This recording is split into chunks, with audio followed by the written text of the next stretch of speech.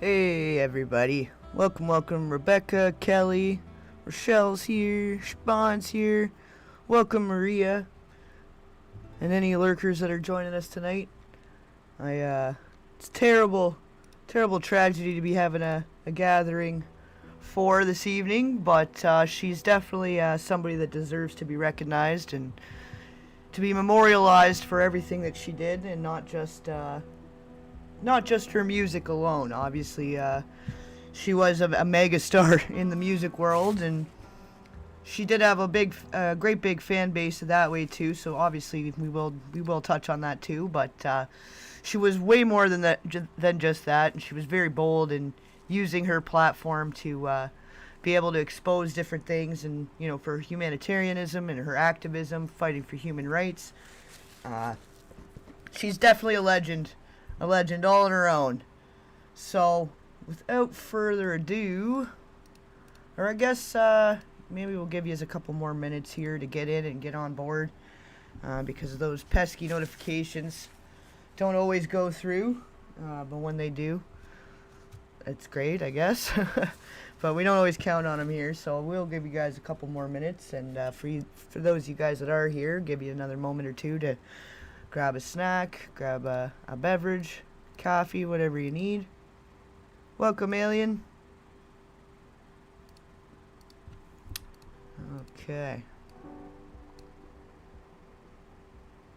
Yeah, I got a bunch of clips set up for you guys. We've got, there's the live procession is happening at the moment, and we obviously won't be able to just sit and watch that the whole time, but we're going to be shifting between that and some of her old interviews, just some of the controversial things that happened throughout time, but that made her such a bold and courageous woman. We're going to touch on some of her biography, basically, like going into her upbringing and how that contributed to the human rights movements that she got herself involved in later, and why she was so she was so compelled to fight that good fight, fight the real enemy, as she said.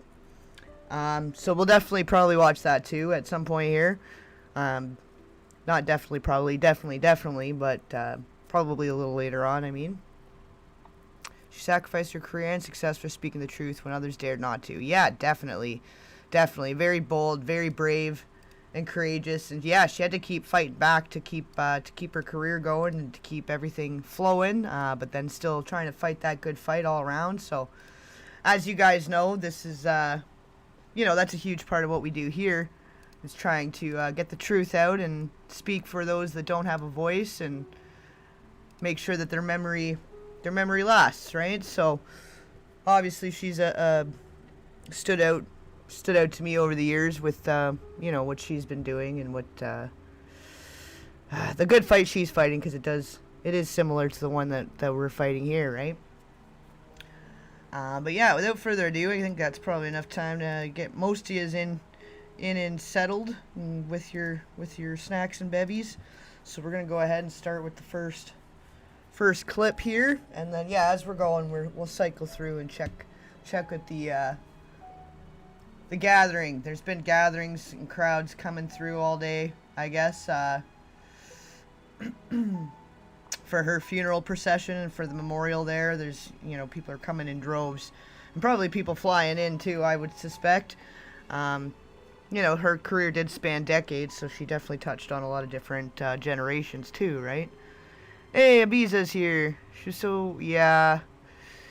Oh, yeah. Well, and that's it, too, obviously. I was just saying, that was part of what fueled her wanting to fight the real enemy, so to speak, and fight that good fight, because of a lot of the stuff, the trespasses against her as a kid, right? So, definitely, that's what we're here for, to remember more than just her as an artist and a musician, but as like I said, the courageous and brave woman that she was.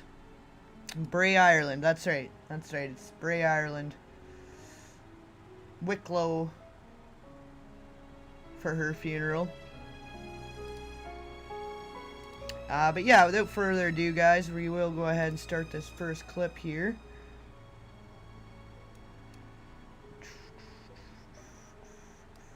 And we'll like I said, we'll keep flipping back and forth between.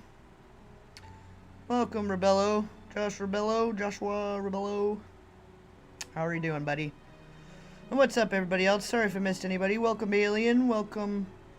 I think that's pretty much... We got all the regulars coming in at least, so that's the main thing here.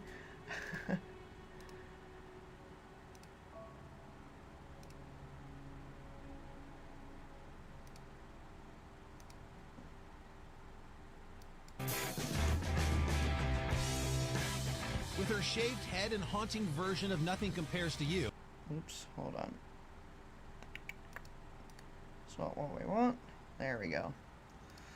Sinead O'Connor shot to fame in 1990 with a massive #1 hit. 1 year later, she grabbed the Grammy for Best Alternative Music Album, even though she boycotted the awards that year. But it was her shocking move on Saturday Night Live in 1992, after singing Bob Marley's War, when Sinead tore up a photo of Pope John Paul II and instantaneously destroyed her career.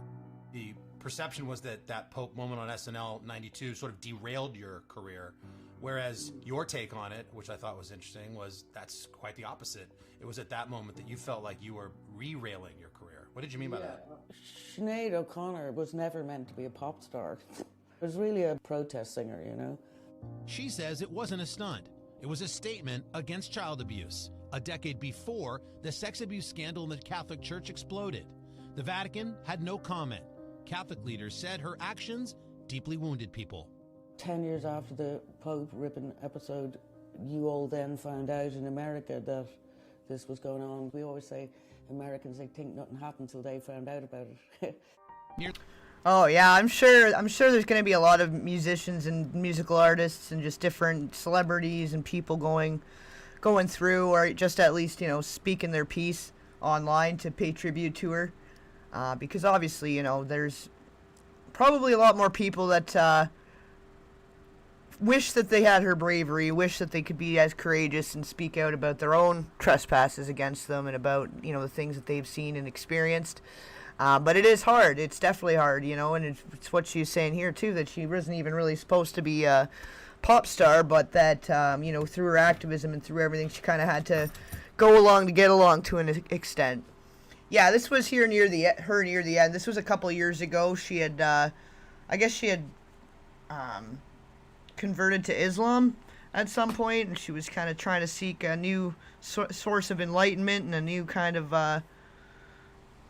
what would you? I guess you would. What would you call it? I guess like a different kind of escape. You know, I think she's always struggled with her own demons over the years and her own memories and things that had haunted her. And ever since her son had passed away too, I think she was rocked pretty hard by that. So I think she was investigating and looking into whatever, you know, new forms of faith or just group healing places that she could find. Wherever she could find solace, you know, and I don't blame her, really, you know. I don't know about it, Muslim or Islam, I don't know much about it being something that I would want to be partaking in, or, you know, I'm not saying that I'm suggesting it to anybody for their healing or spiritual needs or what have you, but, yeah, so this is just the past couple of years. This was one of her more recent interviews, and actually we do got a couple more recent interviews, and then we've got some from, like, the 90s, and throughout. And then in between, like I said, we'll be switching back and forth to the funeral procession with everybody gathering to pay their respects to her. And we'll just be discussing as we go and remembering the legacy that she is. Yeah, they're from Ireland too, aren't they, Ibiza? You're right. I'm pretty sure, yeah. You were 3 when her career started, yeah. Yeah, she's been around a long time, too, so, I mean, everybody, I think, knows who she is or has some kind of memory, or knows her music, at least, in the very least, if nothing else. Nearly 2 weeks after SNL, Sinead was famously booed off the stage at a Bob Dylan tribute concert. You sort of shouted war over the audience. I think I got halfway through before I almost barfed because I was screaming so loud. Do you think you were the first one sort of canceled? That's a good question. I never thought of that. Probably the first one that everybody was like, okay, that is not having a career now. Yeah, I mean, they were steamrolling your records like within 24 hours. They were literally with bulldozers. Until she apologizes, we've got to say, do not buy a material. She says ripping up the photo of the Pope was a blessing. So that was an awakening, that moment when you ripped the Pope up. You were like, oh my gosh. That was you almost finding exactly. yourself again. It was a blessing because I had to make my living doing the thing I love doing, which is making music live. That's the thing too, though, right? Like, as opposed to looking into why she would make such a statement and why it was such a controversial thing and what was going on with it, they decided to try and boycott her and shut her career down and shut her out. And yeah, they literally were bulldozing her records and making it this whole big to-do instead of like thinking about, maybe we should look into that. Maybe there's something there that we should check out and check into rather than, shutting her down so quickly. But obviously, there's reasons that they try to keep this stuff quiet, Sinead says it wasn't just about abuse in the church. The photo of the Pope belonged to Sinead's mother, who abused her for years. Was there something symbolic about that actual picture of the Pope that you tore? That picture I took off my mother's bedroom wall, it was a way of ripping her up as well, I guess. Ripping up my mother, In her new memoir, Rememberings, Sinead reveals chilling details about the abuse and decades of mental health struggles that followed, some playing out very publicly on social media. There's no way for people to be living. After seeking treatment and rehab, today, Sinead seems to be in a much better place, living in a peaceful thatched roof house in a remote area outside of Dublin. As you and I sit here right now, I mean, how do you feel? How are you? No, I'm good, yeah. I've been really good since I moved into this place about a year ago. Yeah, it's real peaceful. Which, that's sad, too, because it seems like she was kind of just finally getting into her groove and into somewhere that she felt at peace and that suited her. And, she was doing what she wanted to do and trying to, I guess, ease into retirement, so to speak. So that's the sad thing, too. She only got so much time to be at peace. Somebody told me that you have anxiety. It's true. I am riddled with it. You know what it's like? It's terrible. I suffer from a condition called complex post-traumatic stress disorder from things that I went through growing up. She also describes in her book being Yeah, no shit. Does that come out yet already then? I wonder if that's out or if it's just not going to come out now or if it's going to be delayed or what. inspired by Muhammad Ali, frightened by Prince, and misunderstood by Old Blue Eyes. What happened was poor Frank Sinatra had been told that, there's this cheeky Irish singer and she hates America. He said something about she should have her ass kicked, and the trouble was I was staying in the same hotel as him. Oh my gosh. And I was thinking, oh my God, my father is going to kill me if I kick the crap out of Frank Sinatra. I love Frank Sinatra, obviously, what's not to love, he's amazing. Right. Next year, she'll tour a new album being released this fall. I'm concerned that perhaps I've aged a little too much to be touring, it's a young person's game. No, you're not too old for it. You can do it. I got 2 words for you. Willie Nelson. Yeah, but, Fair. I don't know, he didn't have a radical hysterectomy. My soul and spirit are 17 and are certain of it, but my body thinks it's 70. How does that make you feel to see and feel the love of large crowds these days? It's lovely. I like particularly when there are men crying, then I know I did a good job. Yeah. Man. And what she was just saying there about the complex PTSD and having, her different parts and stuff. Obviously, there was some long-term damage there that she was always having to try to deal with and try to find that healing from and trying to reconcile and how to deal with it, if when you got abuse happen to you from your own parents like that and from within the church and an organized church like that too, with people that's supposed to be protecting you, that you're supposed to be able to trust, like that, the kind of damage that does to somebody, it's a wonder if she ever got her peace. So if never in the waking life, I hope she has it now, that's for sure. The poor woman, man. Let me catch up with you guys here. She was let down and abandoned when she most needed support. Absolutely, Kelly, that's a great point too. When she really was starting to hit a wall and everything was starting to catch up to her, and you know, she couldn't outrun it and out-sing it anymore. It all caught up, and it seems like there was nobody to be found if she'd wanted to take a break from working and wanting to, you know, do what she had to do for herself, to like retreat and, you know, take some respite for herself. That there was nobody to be found. You know, I remember there, like I was saying, we kind of were talking about it on one of the last streams there, that 5 some odd years ago when she was crying out for help and talking to Dr. Phil and doing that whole thing, like how heartbreaking that all was, and really, like, what do you do as one person? And at that point, you know, I didn't have a channel or anything like that going like this, so you know, it's too bad now that really all we can do is just remember her now, because there's not, you know, even between now and then, there was only so much that could be done. You know, the damage has been done, and she was doing everything she needed to do to try to do what she could about it, you know, with therapy and seeking spirituality and all those things. You know, all the things were being done. You know, we all knew about it, but what could you do? You know, it had to be more of the people close to her and her loved ones that should have been there for her. But of course, her young son had passed away of his own accord there not long ago. So I think that really took the wind out of her too, and she just kind of, you know, had enough. She had enough. The world had given her enough, you know, enough tragedy and damage for many lifetimes.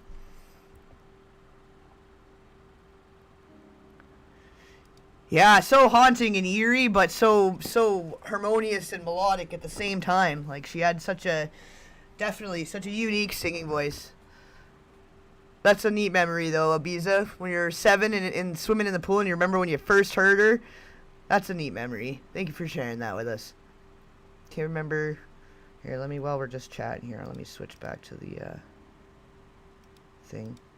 That's what I was intending to do, so that while we're chatting, we're getting a peek at that. Yeah, definitely. I hope she's got her peace now, too, because I think, you know, she was just starting to get there at the end, it seems like.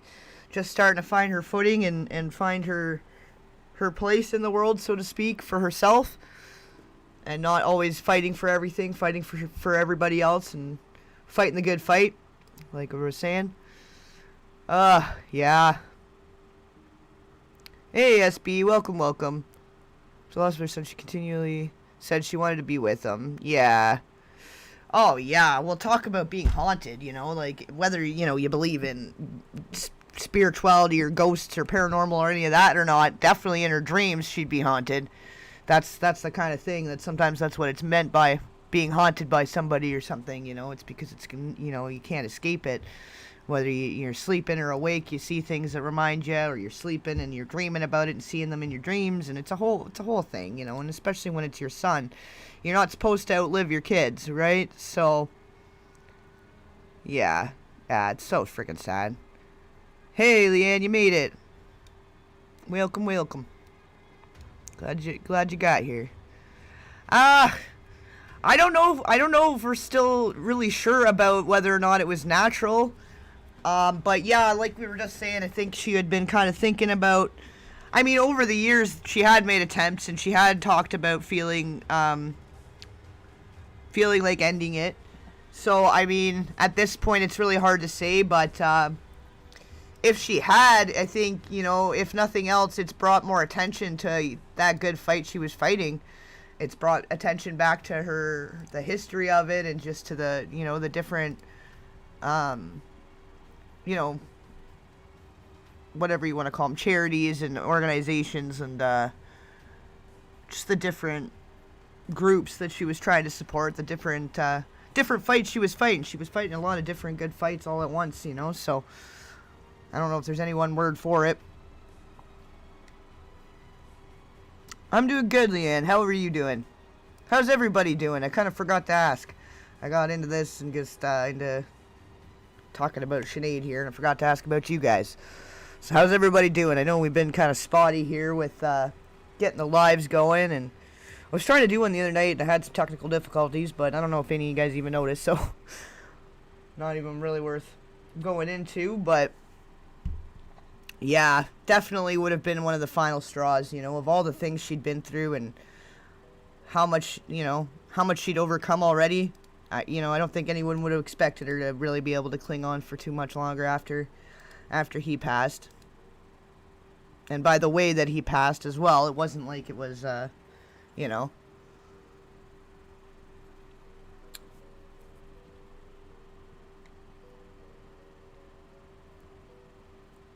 Yeah, it's the biggest sadness. I wouldn't never wish that on anyone, and I couldn't even imagine.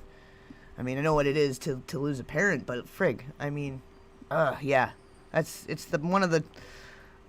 right up there. It's the upper echelon of grief and loss right there. Hey, Twiley. Took a little bit of time for the chat to appear. Yeah, the thing's still being weird. Notifications weren't really going out. Only a few people got them. Some of you guys came in saying you didn't get the notification, but you saw we were live. But glad to have you, Twiley. Glad you made it. She obviously didn't want her son Shane to be alone. Yeah. Oh, yeah, Kathy. That's... you guys are going to make me cry, the stuff you're saying. Because that's like, yeah, I really hope they were reunited at the great beyond, whatever that might be. Yeah, you just heard the news, Midnight Womi. Welcome. Yeah, it was I guess a week or so ago, but they were making arrangements to have her back to her home in Ireland and have the procession done there and the services done there. And I guess she was trying to wanting to have a Muslim funeral, and so then there was a little bit of back and forth on that. Some people didn't want that, I guess, or something to that effect I was reading, but we'll get there. Let's keep going here. With this clip, we'll finish this clip off, and then I'll keep catching up with you guys. And we got lots more to cover tonight. She was a whole legacy. I really enjoyed my conversation with her. Of course, that song, Nothing Compares to You, written by Prince. We didn't have time in the interview to get into the whole story. It's in the book. The book's out today. And she tells us really, she laughs when she's telling the story, but it's this harrowing night where Prince invited her over to his house. And so there's that whole thing. It hasn't been an easy road for her with her mental health, but she's doing great. She lives in this house that you saw. It looks like the Keebler elves live there outside of Dublin. She's very... Yeah, it's like this fucking most adorable little hobbit house. Like, kind of like if you guys remember from Matilda, the original Matilda, and Miss Honey's house. Kind of reminded me of that too. Like, just so nice and like cozy and comfy and everything, you know. Everything nice, just the way she would have probably liked it, you know. She seemed very like natural, kind of earthy type of woman, you know, throughout her life, not just for the hippie era. Yeah, it's so sad. But definitely, I guess she did have her book out there a couple of years ago, so definitely I want to jump on that too. I would love to read that. I didn't realize that it had come out even, so man, at least she was able to get that out before she passed too, because you never know what they end up doing to it and how they end up editing it, if it was still in the making before you pass, and then they go ahead and start cutting it up and changing it up and adding and removing things. Yeah, welcome new folks and welcome lurkers. Feel free to drop some candles in the comment section or chat section, whatever you want to call it. Welcome Faye, welcome Nikki.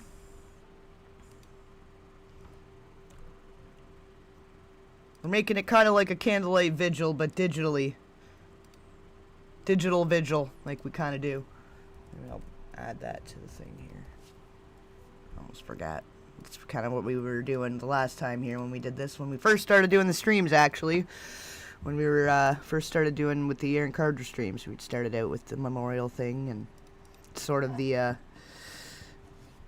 tradition, I guess, is doing the candles. The digital vigil. And then, yeah, with Prince, that was what his son was named after was Prince, and then she had done the song, so it's definitely kind of almost a full circle moment for us here. Happy there. She has a simple, boring life. She loves American television. She's a big Murder in the First. She's a huge Tay Diggs fan, and she does her things every day. Tingles in the garden, maybe has a smoke, and she's doing great. She's writing music too, yeah, she's got a new record coming out, No Veteran Dies Alone. That's her first record in 8 years. She's going to tour. And I really just enjoyed my time. The book is a brutally honest account of an extraordinary life. I mean, it's really, she says she doesn't even remember really writing half of it. Wow. Oh my goodness. That's definitely seems to me like an indicator of some kind of, like definitely the complex trauma is there, and then the different things that can happen as a result to your mind, the different mental, some would call them illnesses, some would call them, discrepancies. And, I think that she was a very able woman, and she did a great deal of, great art, and she had a lot of great accomplishments. So to call it a mental illness or a disorder kind of seems like it doesn't really, doesn't fit, but she definitely suffered a lot through her life, and doesn't even remember right most of it. I believe that's for sure. What they call that, the fugue, the amnesia in between different parts of self when you've got that kind of complex trauma. Yeah, exactly. Well, I won't even say it out loud, but you guys know. Alien knows anyway. Yeah. Well, and that makes me wonder, too, if now that I realized, too, that she had just had a book come out and she was setting up but for a new record and going to be going on tour again. And with, more and more people speaking about, the real enemies fighting the good fight, maybe they didn't want her back out there again, which is making, which obviously we're just allegedly educational commentary reporting purposes, just a speculation, of course, but it kind of makes you wonder if somebody didn't want her coming back. Maybe they thought that was going to be it for her 5-6 years ago, and that she wasn't going to have that comeback, and then she did, and then suddenly, because it did happen pretty suddenly, and whether or not, I don't know, maybe we better not speculate too much on that part of it, because, we should pay our respects and maybe save that for another different stream or whatever, or just another time.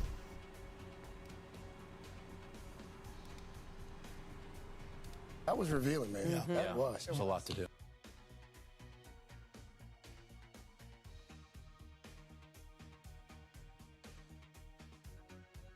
Okay, do we want another more recent one, or did we want to go right back right now, or do we want to alternate, or what are you guys thinking? I'll let you guys choose your own adventure here. But we've got all kinds of stuff. We got all kinds of the older stuff, newer stuff in between, everything. We've got this guy reporting on the funeral procession and everybody gathering. So actually, maybe I'll throw that on right now while you guys are deciding if you want to go forwards or backwards from here. But we could either alternate or we can go one way or the other. Yes, and for so many reasons, those tributes have poured in from across the globe since news of her passing broke 2 weeks ago. But today, very much, it's been about this quiet coastal community where she was just an unassuming neighbour with the kindest of hearts. Her family had invited people to line the promenade to pay their last respects to her. They said in a statement, Sinead loved living in Bray and the people in it. And with this procession, her family would like to acknowledge the outpouring of love for her from the people of County Wicklow and beyond since she left last week to go to another place. So that procession is taking place after a private memorial service this morning attended by the Irish President Michael D. Higgins and family and friends of Sinead O'Connor. It was led, that memorial, by Dublin's chief imam, Sinead O'Connor. Yeah, so there's still no official cause of death, I guess. They still haven't announced. I guess they're still working on it. But it was unexpected and she was found unresponsive.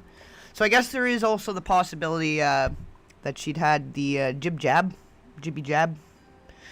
But I mean, she did also have a hysterectomy, a radical hysterectomy, which I don't know if that's different than a regular hysterectomy. I don't know. Is that a bigger? I don't know. I don't know if there's any extra than getting the whole thing out to begin with, but I guess that had caused some health issues, and she'd had gallstones and endometriosis, which I guess is why she got the hysterectomy.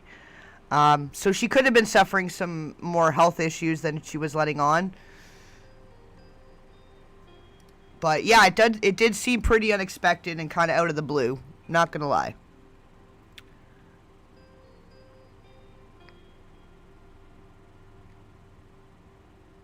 Yeah, she had converted to Islam or Muslim near the end there. Yeah, you remember the streams. Yeah, a lot of you guys, you true blues in here, remember.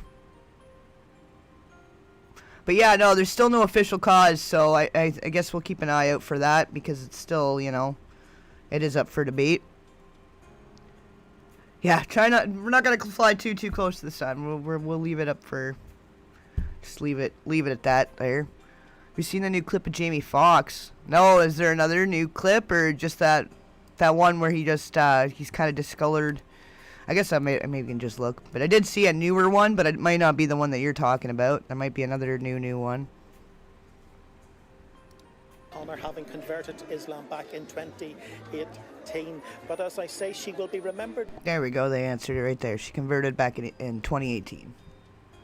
Not just for her phenomenal music success, releasing 10 studio albums, winning a Grammy, among her many other achievements, but also for her notoriety in speaking truth to power long before that was a thing, when she really challenged the state and the church over political and social issues, among them the allegations of child abuse in the Catholic Church. She was vilified for that, but just listen to the response as people pay their final respects to this woman, because it proved prophetic when the scale of that issue came to light in due course. So Sinead O'Connor is being remembered for the contribution she made to this society, not just for her music today, and here particularly in Bray. That's right. Okay, you guys want to watch the Rosie one? I think I saw some of you guys were saying Rosie. Yeah, what's going on with Jamie Foxx? Let me look that up quick before we jump on to the next clip here. I'll put this back up and have a look-see.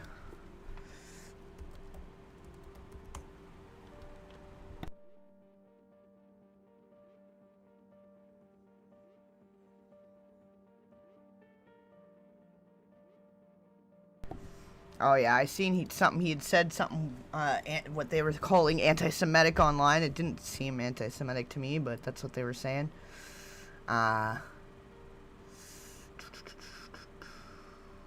Do you mean the one from a couple weeks ago, speaking out first time since hospitalization, or which one are you guys talking about?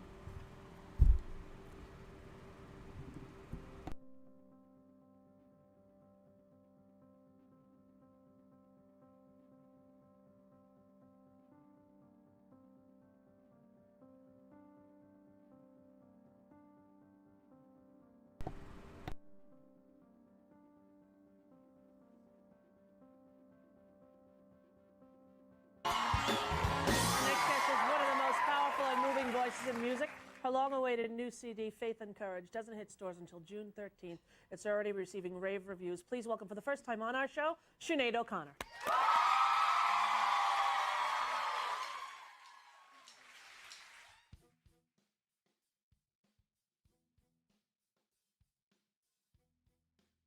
I'll probably have to skip this.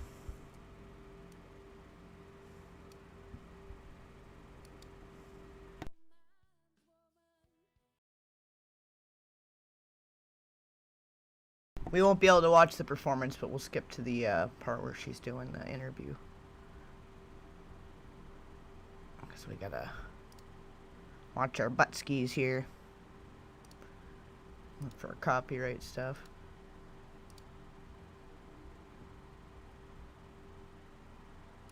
Is it just gonna all be a friggin' thing here? There we go.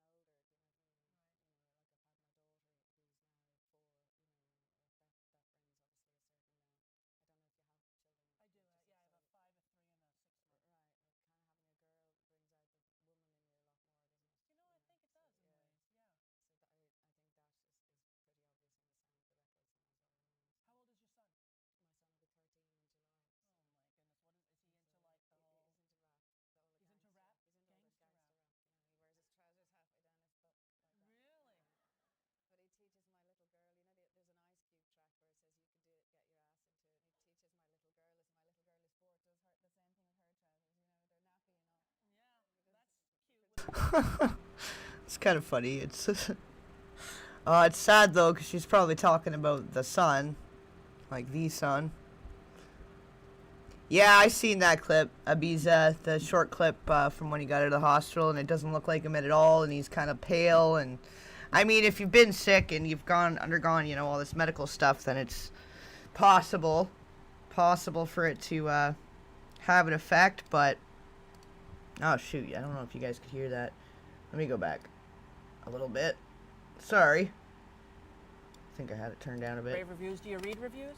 I've read a couple of them. Yeah. Can you hear now? Yeah, really thrilled. When they say bad things, does it make you feel bad, or? Usually they're quite constructive. They don't really say things are bad, but Yeah. they perhaps give you guidance and, you know, good critique, which I appreciate, obviously. But Right. so far, so good with this one. They've all been really good. Nothing. Yeah, negative, I've read so. some that said it was worth the wait. How long has it been in between records? Well, it's been 6 years since my it's been 6 years since my last full-length album, Right. but I had an EP out 3.5 years ago. Right. So it was 6 years since my last full-length, though. So. And do you think you've changed as an artist in that time? Yeah, obviously in terms of I've grown older, do you know what I mean? And, Right. you know, like I've had my daughter who's now 4, you know, and that brings obviously a certain, I don't know if you have children. I do, just yeah, I have a so- 5, a 3, and a 6 month. Right, but kind of having a girl brings out the woman in you a lot more, doesn't it? You know, I think it does in ways, yeah. So I think that is pretty obvious in the sound of the records now as well, you know. So How old is your son? my son will be 13 in July. So Oh my goodness, what is he he's, into like the whole... He's into rap, all the He's into gangster rap? Stuff. He's into all the Gangster gangster rap. rap. You know, he wears his trousers halfway down his butt like that. Really? But he teaches my little girl, you know, there's an Ice Cube track where it says you can do it, get your ass into it, and he teaches my little girl, as my little girl is 4, does the same thing with her trousers, you know, they're nappy and all. Yeah, Just that's cute with a little pretending to be pull-up Ice on, Cube, you know, yeah, to catch yeah. everything.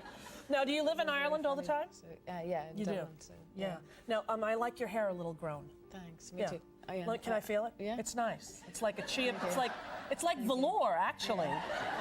Now, when you first did the whole shaving thing, was that any reason, or you just thought, I'm not dealing with the hair? It was never completely bald. For some reason, people thought it was. I think that's because one video director made me shave it completely just so we could get to cover me in gold leaf, but I wouldn't normally have it completely shaved down. So.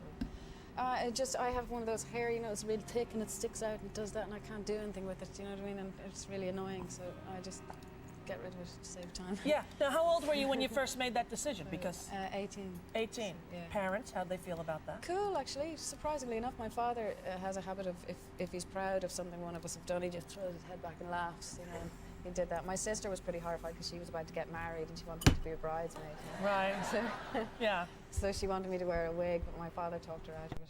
So were you the So it was quite bridesmaid? good. I was in the end, yeah, but I did wear the wig in the end. My father tried to talk her out of it, but wasn't very successful. But Yeah. So what kind of wig so, was it? A long-haired yeah, wig? you know.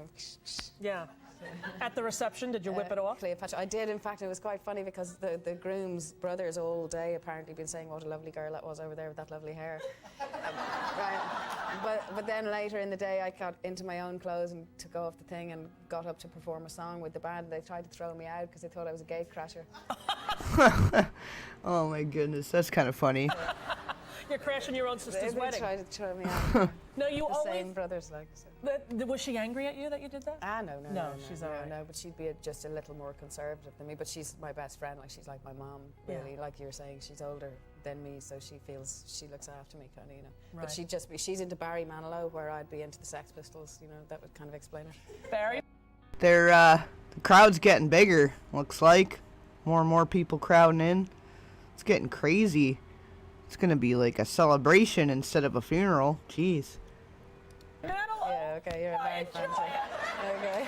Although, you want to hear the scary thing? In my family, I'm the wild one. My God. Can you imagine? God. I that's know. bad. I have a sister who's a little more conservative than I am, too. Right. Yeah. I didn't ever do the shaved head or anything. Well, I have a friend who used to be into ABBA, and his father like burnt his ABBA collection and ABBA posters because he thought ABBA was really evil. You know? ABBA? Yeah, he had an ABBA jacket, and his father burnt it. ABBA evil? Yeah. That's really funny. It's What's this terrible. evil about ABBA? Can we even think of any ABBA song that's evil? It's terrible. No. I love the Prince song, Nothing Compares to You, that you covered. Yeah. How did you just heard it? You liked it? You thought? Well, if they were like super religious, I could see them thinking all kinds of stuff is evil that wasn't evil at all, you know? I think this is where a lot of people, I feel like they had a disconnect and didn't really understand exactly how, like, extreme her upbringing and the religious part of it was. Used to watch this with your grandma, the Rosie O'Donnell show, you mean? YouTube's messed up. Roger's hiccuping. Boo. I'm going to do it. Well, my manager at the time was an Irishman named Faulkner O'Kelly, and he heard the song on the album that it was originally done on, which was by a band called The Family, and he said that's the song for you. So, his guidance was always wise to follow. Yeah, so. It's really beautiful. Really, you vocally added so much to the song. I think you have the most amazing eyes. Maybe it's because there's no hair. I don't know. But your eyes look even bigger and more, doe-like in a good way. Okay. Doe as in a deer. Okay. A female deer. Female deer. Exactly. But it's lovely to meet you. I met you a long time ago when I was a VJ. We were both at a charity event thing, and you had your little newborn baby son 13 years ago, I guess. His diaper thing on you. Yeah, and I thought it was very sweet. And I love your records, I really do. Even though I like Barry Manilow. I like Barry Manilow myself, but I'm just not as huge a fan. It's not so pleasant to wake up in the morning, the first thing you see be Barry Manilow. Yeah. Well, imagine the first thing you see being the Sex Pistols. What's worse? Well, I don't know. Well, you know. You would? Well, frankly, we're not going to room together. Sinead O'Connor, ladies and gentlemen, Faith and Courage is the scene. My goodness. We got to be able to look back though and see some of the joy in the good times. And she was kind of funny, and she gave some good interviews along the way. Rosie's been having a comeback too, though. Speaking of, she's been all up on the TikTok and doing her podcasting and stuff now. Roseanne, I think, too. Everybody's getting on there and doing their thing, having their little comeback, just speaking their mind. They're all figuring it out that we can all speak our minds now. There's enough to go around without the middleman anymore, so to speak, right?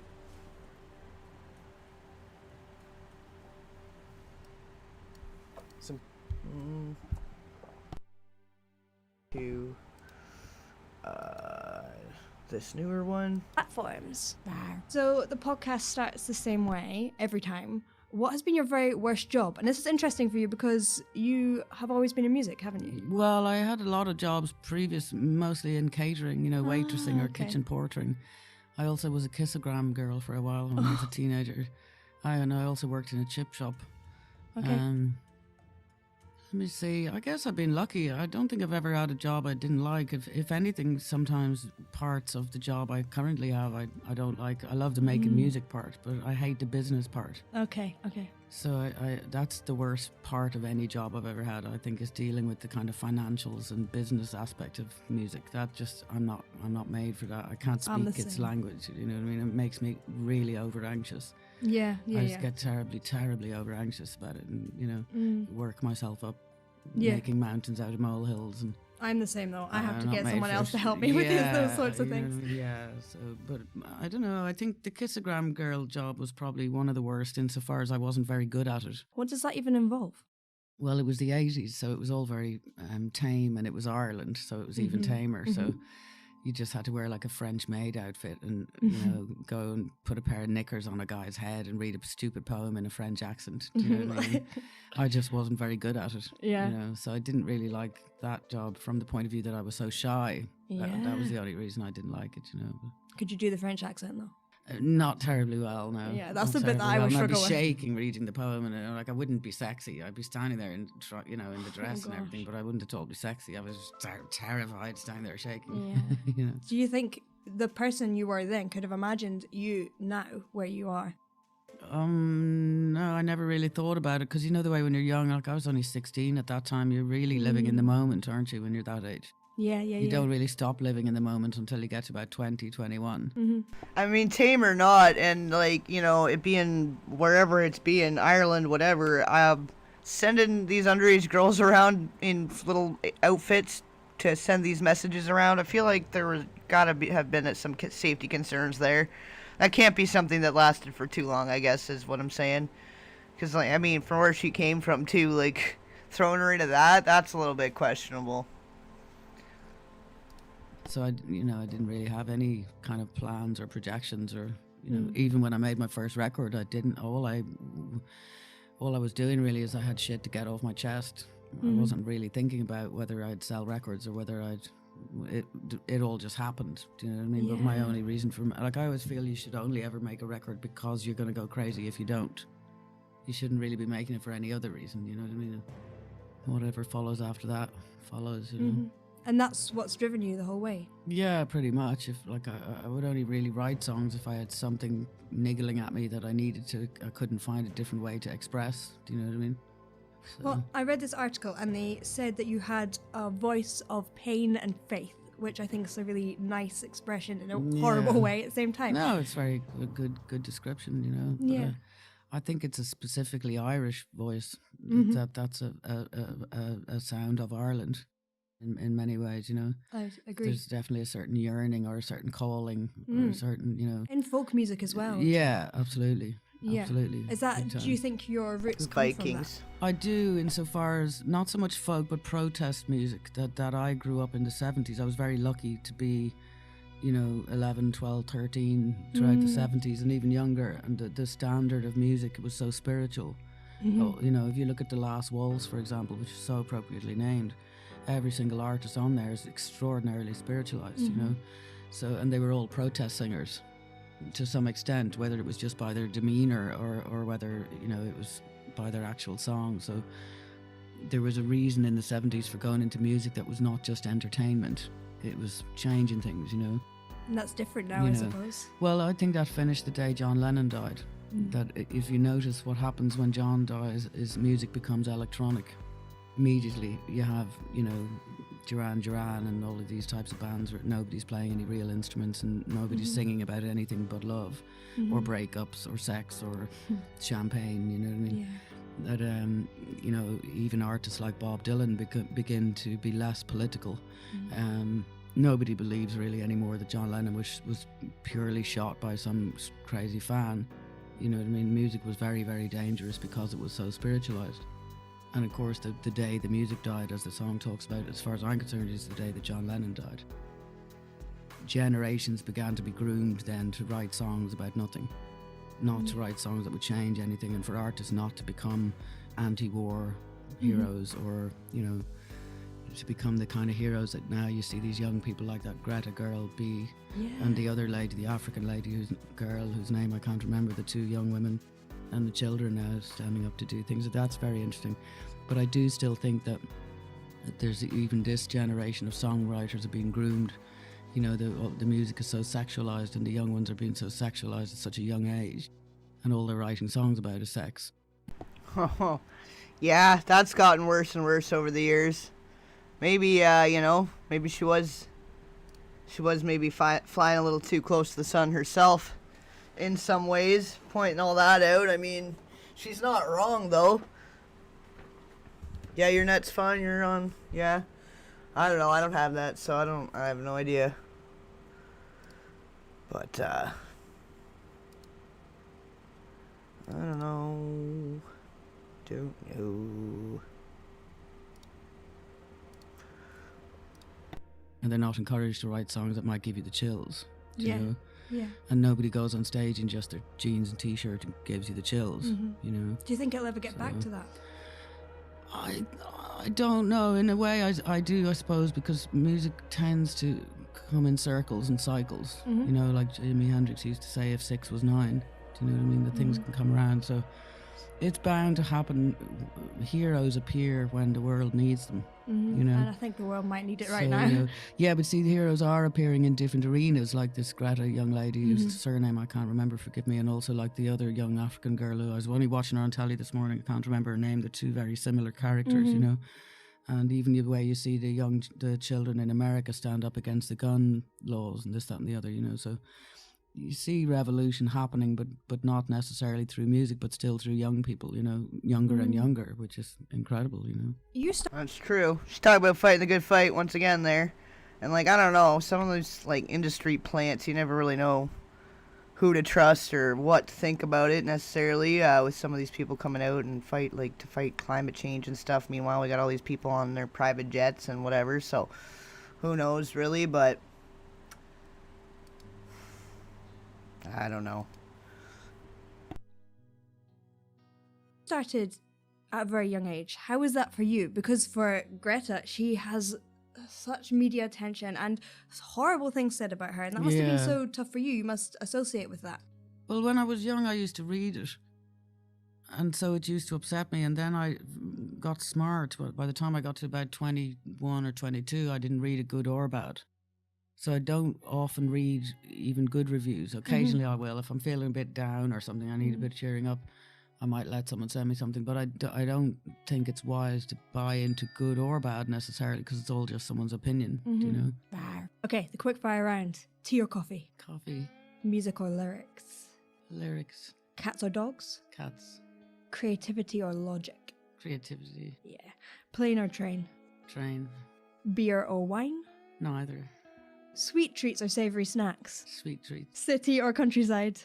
I guess I'd have to say country. Bit of both. I can't choose. I'd have to say half and half. Half and half.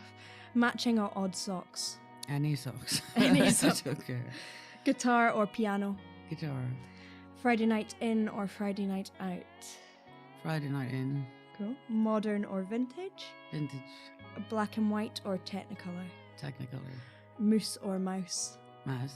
Mouse. You're the first one that said mouse. Oh, really? Everyone goes for moose. Oh, I love mouses. I think they're cute as yeah, well. I used to have a mouse when I was a kid called Jumbo. You had a mouse as a Yeah, I pet? used to take him round with me everywhere. Everywhere I went, I had a little box with holes in it, and this mouse was called Jumbo. Jumbo because it's so small. Yeah. Thank you for watching. If you'd like... Jumbo because it's so small. Very cute. Where are we here? Which one? Okay. Keep a track here where we're going. The things that are on your mind in these weeks since the letter and since all of that, things that I didn't cover, that you feel strongly about, that you might want to say. I want to give you the opportunity to say those things. Okay.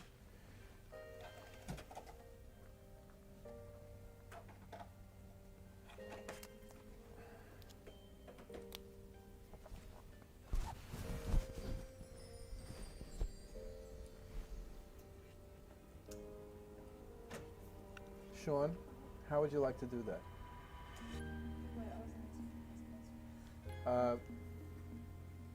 To set up some other kind of shots now. Well, I mean, maybe we could just do a B-roll walking shot last, but... Outside the building? Sure. Is there any questions? I don't know. We can certainly frame them as we... Right. But it's, gossip is a funny business, and person A tells a story to person B, and it changes slightly by the time it gets to Oh yeah, well there was a story like the about telephone game. Oh yeah, but there was a story as well how supposedly I was in the Roxbury a couple of weeks ago kissing a woman, which is completely ludicrous. You become the object. It's extraordinary what happens to someone who attains celebrity status. I mean, it's really extraordinary. It's almost like you're a thing. It's like you're a not bed a of person. hot coals, and you have to walk out there, and it may or may not burn your feet, really, depending on your attitude. Well, my attitude is that it's their problem. It's nothing to do with me, and that I just carry on and do whatever it is I'm doing. You know what I mean? I don't think of myself as being a celebrity. I think of myself as being a human being, and I'd do whatever I would do if I was working in Woolworths. You know what I mean? And the rest of them can get on with whatever it is. It's amazing how celebrityhood takes on a life of its own. And but for everyone outside, not for you, although for some people it does, but not for me it doesn't, because it's nothing to do with me. Are you rolling, by the way? Yes. Okay. It's because it sells. It goes back to money. It sells newspapers. Somebody puts a story in about Sinead O'Connor being a hypocrite in some way, or whatever, or anybody, Sinead O'Connor having Peter Gabriel's baby, you know what I mean? It all sells, you know what I mean? At what state are you at, by the way, with your next record? The stage I'm at is that I don't really feel like doing one for a long time. I feel like having a long rest.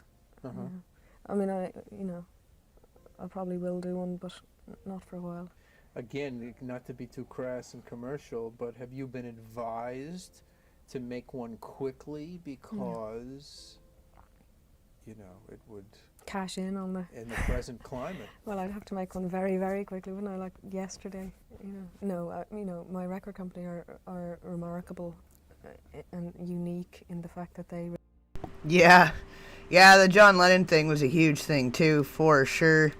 I guess that was probably even bigger than this because it's like it was such a freak accident situation. Like it was like that was like a next level thing. You know, I think that drew a lot of attention too because of that. But yeah, there's an awful lot of people though gathering and like the procession going down. It's like a whole. It's like it's got its whole own thing. It's got like its whole own parade, I should say. Realise that it's really up to me, you know, when I put anything out. You know what I mean? They're not sort of. They haven't been sucked in the way the rest of the industry has been sucked in. You know, they But I wonder though. I wonder though if you were signed to any other label right now, whether you would be saying that about whatever label you were on, because there is an aspect of the record business that I'd like to think that a lot of executives recognize the individual talent of a particular performer, you know, and they know that, well, this person feels this way about all these different subjects, she should be treated that way. Well, it took a long time for it to get to that stage with Chrysalis. It took a long time, and it took really the fact that I mean, I had enormous problems with them, and they had enormous problems with me until most of the staff left and were replaced by normal human beings. You know what I mean? And since then, everything's been fine. But up until John Sykes came in and a lot of people were changed around, it was hell. You know what I mean? It was hell, some of the things that they did, or, you know, some of the decisions that they took on my behalf without ever consulting me. You know what I mean? Really embarrassing things that could have like ruined my career, like more than anything I've ever said or done could have. Like what? Well, like they took it upon themselves to, about 3 years ago, to put out these postcards, and they get these great ideas like for promoting your record, and they send them to radio stations. They put out these postcards with a picture of Marilyn Monroe and Ronald Reagan and somebody else, who was it?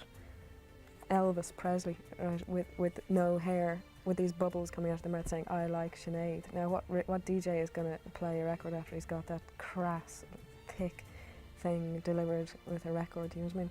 Well, they've come a long way. They used to just give money. You know. Oh well, they probably still do. You know. If Hitman is true, that's a good book. Read it. You know. It's funny because most of the record company executives that are really up in arms now about me are the ones that are written about in that book, which is very interesting. Yeah. Do you think those executives are really up in arms about you, or you're just the latest in a long line of, you know, lunch? Well, that's all any of us are to them, is lunch, with the odd exception. You know what I mean? You know, I think that I'm not particularly lunch to my record company. I may well have been a while ago, but not so much now. Like I said, because the people have changed and been replaced by, you know, human beings instead of androids. You know, but I think.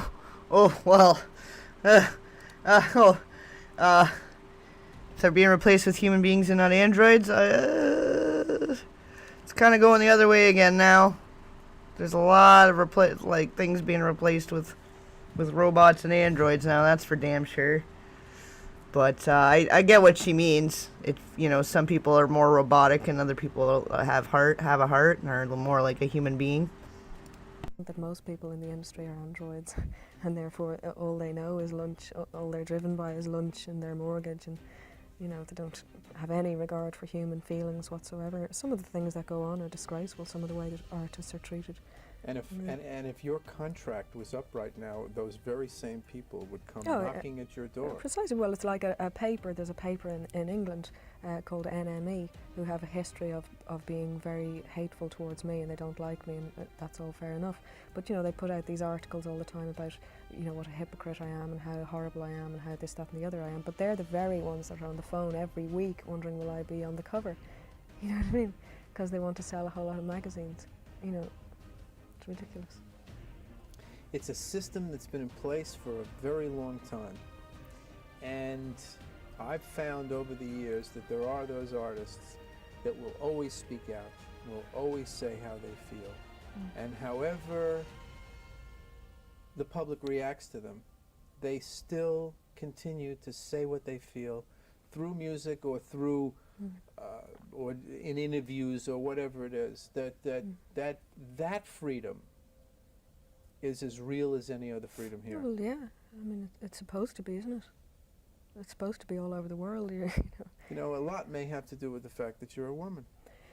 I don't know. I used to think that. I think that that's an easy way out, almost. I think that certainly the industry can be extremely patronising towards women. You're supposed to have long hair and wear push-up bras and lip gloss, you know, and shut up and sing, you know. I think it can be that, but I don't think with me particularly it's that, because right at the beginning of what I was doing, when I was faced with that, I got rid of it, and nobody sort of threw it at me again. I think to a certain extent maybe you're right. I think maybe if I was a man there wouldn't be such a fuss about it, you know what I mean? It's just not expected of women, I don't know. But then nothing about me particularly in people's minds conforms to what a woman should conform to. But I don't know if it's so much a conscious problem that they have because I'm a woman.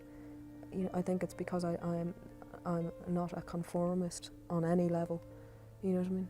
Well, you know, it's interesting that two women that you say or have said in some of the interviews that I've read that you like or respect how they feel or whatever it is, Barbra Streisand and Roseanne Barr have been criticized similarly. Oh yeah, I mean, you know, what's everybody's problem with Roseanne Barr?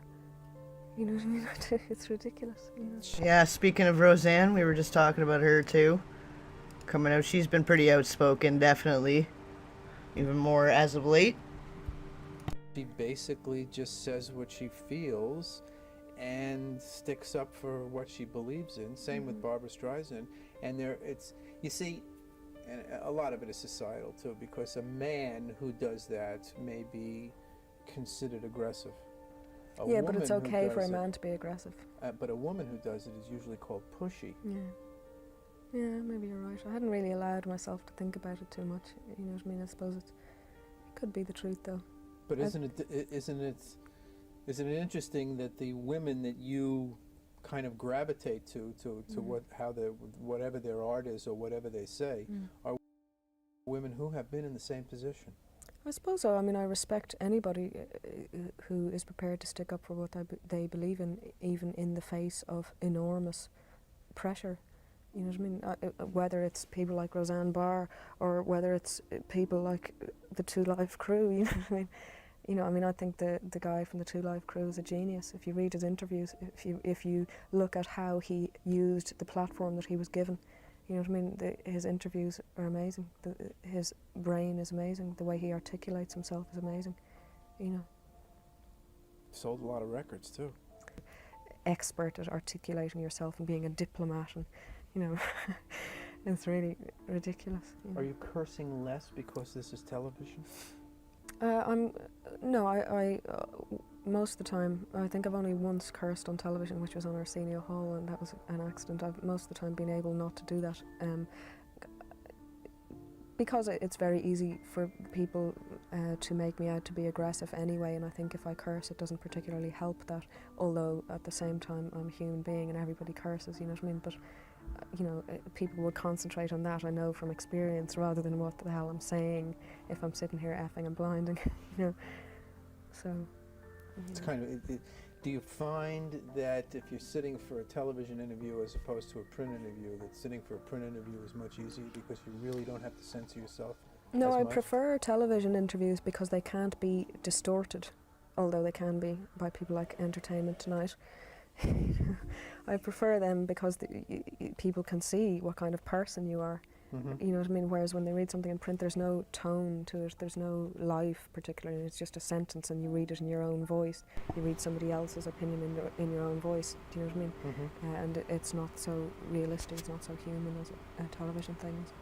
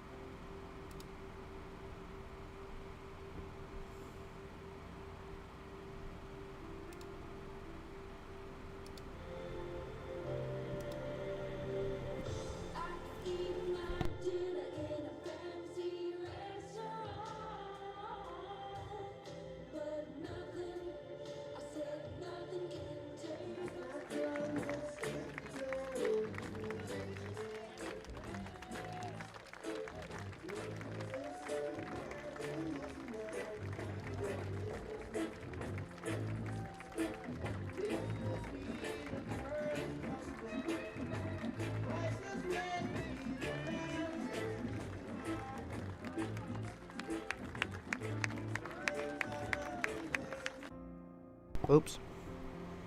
Got a little overlap in there.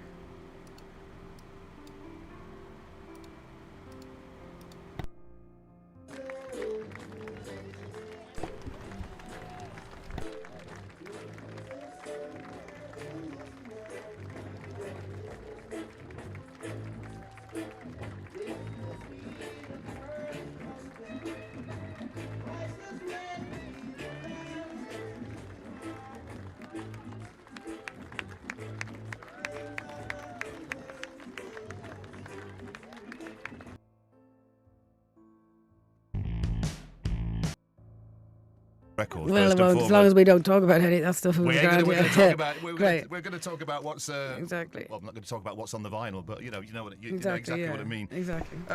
It's astonishing to think, looking back at your career, you know, millions and millions of records, 25 years in. How do you gauge success now then on your? Is this your 9th record? I don't know. I've stopped counting. Yeah. Are you in double figures? I don't think I am in terms of solo records, but I probably am in terms of general recordings, because I've been recording since I was 14. Actually, I made my first record when I was 14, so that's like 31 years ago. And then there's zillions of collaborations or movie songs or songs I've done on other people's albums. What was the 14-year-old Sinead O'Connor like?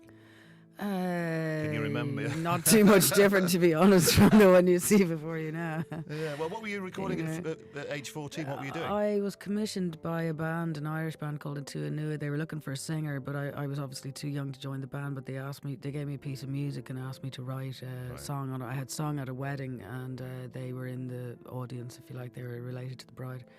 And they asked me to sing and record and write their first single, which I did. So, and of course, I begged them to let me join the band, but they were not. But then they got the big deal, and then you got dropped. Well, I was 14. They weren't going to take me on tour, like, you know what I mean? They were like, "We can't be responsible for you," and they were quite wise. But I think they regret it now. But still, the song was their first single. Right. So that was my first. Do you get a credit? Venture. And, Yeah. Good for I you. still have the paycheck and the whole thing. You know. How much was it? Yeah. Don't tell I me. can't remember now. Not very much, obviously, in those days. £100. The early 80s. That was like 82 or something. You know. So the question was, how do you gauge success now? Or does it not matter that, having had so much of it? Well, somebody asked me that yesterday, funnily enough, and my feeling is I gauge success by the fact that, look, I could stand in the street and sing and make enough money to go home and buy the dinner. Yes. And to me, that's success. Do you know what I mean? Yeah. And also that, can you come through the music business after years and still be you?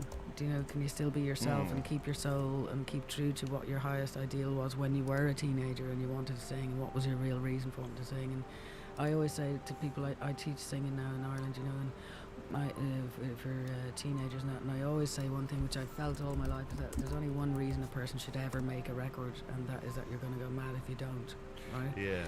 And if you're thinking about anything else, you know, success or anything else, then you shouldn't be doing it, really. Do you know what I mean? So success is, can you stay yourself, keep your soul. I get that, and can you stand in the street? Because and make a living, you know? a lot of people do consider they gauge their life on their success, you know, and it's a bit material of success. Sadly, Well, sadly, that's the way the world is, and we're all brought up to believe material success and everything's where it's at. And We gotta question most history, really, though. To be honest, most history was written in such a way for to favor one side or the other, and it's not the whole truth. So this is why, those that are out there fighting for the truth makes them all the more powerful and all the more important. So Sinead really, she was standing for what was really right, the real good fight. The music business has gone very that way, hasn't it, with all these shows about pop idol and blah blah. And it's all about. Yeah, well, I think the confusion there is with your X Factor thing is that's entertainment, and the music industry is a completely different thing. Yeah, entertainment is fantastic, but often those shows and what they give this kind of thing, it's like this worship of fame that people just want to be famous. Do you know what I mean? And you don't really hear people going, "Oh, I want to be a singer," or "I've got something I really want to get off my chest," or whatever. Well, I think the astonishing thing about that is that why do you want to be famous? What is that? You have to have something quantifiable. And I'm always amused when I watch those shows because I think to myself, those poor young people on stage at those shows like Pop Idol or X Factor, really they want to enter into a particular world, but when they look from the stage down to the panel, they should see that this is a world you don't want to enter, because you're going to end up like these guys. It becomes like therapy for the panel. They're all crying over their mothers and they're this, that and the other, and having emotional breakdowns and arguments and beating each other up, and it's all about these famous people who've achieved what these young people are setting out to achieve. Now look at these people, get out. Well, no, it's like jumping on board the merry-go-round of fake, isn't it? It's like a look in the mirror and just run. I mean, the industry, we were saying about you doing your stuff at 14, it has changed dramatically. And when I said to the question, well, how do you measure success? Somebody said to me recently, I measure success to the fact that I can make enough money to make my next record, or at least break even, so I can continue, going forward. Well, I measure success, I was saying, as a woman now, and you've got to take into account my age. I'm 45 years of age, and I grew up in a particular type of Ireland where women were terribly controlled by men and their money. So you had no independence of thought, of feeling, of dress, of anything really, unless you had your own money. So when I got to 14 and I'd grown up a little girl watching all these women controlled really by money, they can't set foot out of the house and they have to wear brown shoes if the husband says so and all this kind of crap, and so and the husband wouldn't put a cup in the dishwasher because he pays the bills, that kind of way. And so from 14 then in Ireland it was all talent competitions at hotels and stuff, and I would always go and you'd sing Don't Cry For Me Argentina, you'd be bound to win because the old ladies love it, and you'd win the fiver. And I realised, God, I can make my own money as a girl, as a woman. So to me, success also is that I'm an independent woman, that I haven't ever had to be with a man for any other reason than I love him. Right. And I can send my children to school. Thank God I can send my children to a good school, do you know what I mean, and make a good life for them and buy them Christmas presents and that kind of shit. But I'm not dependent on a man or anyone else for my money, and I think that's success. But I do feel that I could stand in the street and sing and make the same, well, probably not the same money, but I could still stand in the street and make enough to, get some food on the dinner, table. even if I'm terrible at cooking. Well, that's just your basic motherly instinct going on. Yeah, but that's to me, success is to be an independent woman, a financially independent woman of the age that I am. It's not so unusual nowadays for a woman to be financially independent, but in the age that I was coming up at 20 years of age in 1987, it was quite unusual, certainly for an Irish woman anyway, or any woman really, to be completely financially independent. And you're feisty with it as well. Of man or of a system that's kind of run, by men. Yeah. And saying that, I adore men. I have no problem with men. I adore men wonderfully. There's three of us in this room, so you're saying the right thing. No, I do. I mean, look, it's so if ever I say anything about sort of patriarchy or whatever, we're talking about an old system. We're not talking about actual real men. Well, if you want to talk about the Catholic Church, we could be going on for hours and hours. No, let's talk about music. I think it's music is where it's at. So I figured out lately, it took me 25 years to learn this because I'm really quite stupid, which is why I'm a singer. I always say I can't do anything. I can't add to and to, you know what I mean? Yeah. But I think if I make more sense to myself and anyone else, not by talking, but really by singing. You know what I mean? Well, so I'm trying to try and focus on music from now on. Absolutely. I tell you what, let's make a bit of a bold statement regarding the record now, the new record. We heard Fourth and Vine, and we're going to go play a cover version, which is not to say that take anything away from your performance. The Queen of Denmark, which was the Tsar's record, which it was John Grant's solo record. Right, John's solo record, and was critically acclaimed. But I was, I put the record on, and it seems like it was written for you. I mean, I can see why you wanted to cover the thing, and and you. Yeah, the whole Irish, Welsh, Scottish, their whole history, it was pretty barbaric when you really think about it. They were Vikings and living off the land and were trying to fight for their freedom, and if you ever seen Braveheart, I guess you get an idea of where they kind of came from, and then came through the feudalism or whatever it's called, feudalism, the Iron Age, all that, and found their way through, and still all these little villages in different areas still existing to this day. Maybe not in the same way as like with Braveheart or whatever, but we've got people still speaking Gaelic and Celtic and all these other, I guess, I don't know if you'd call it ancient religions, but you guys know what I'm saying. The Irish had a habit of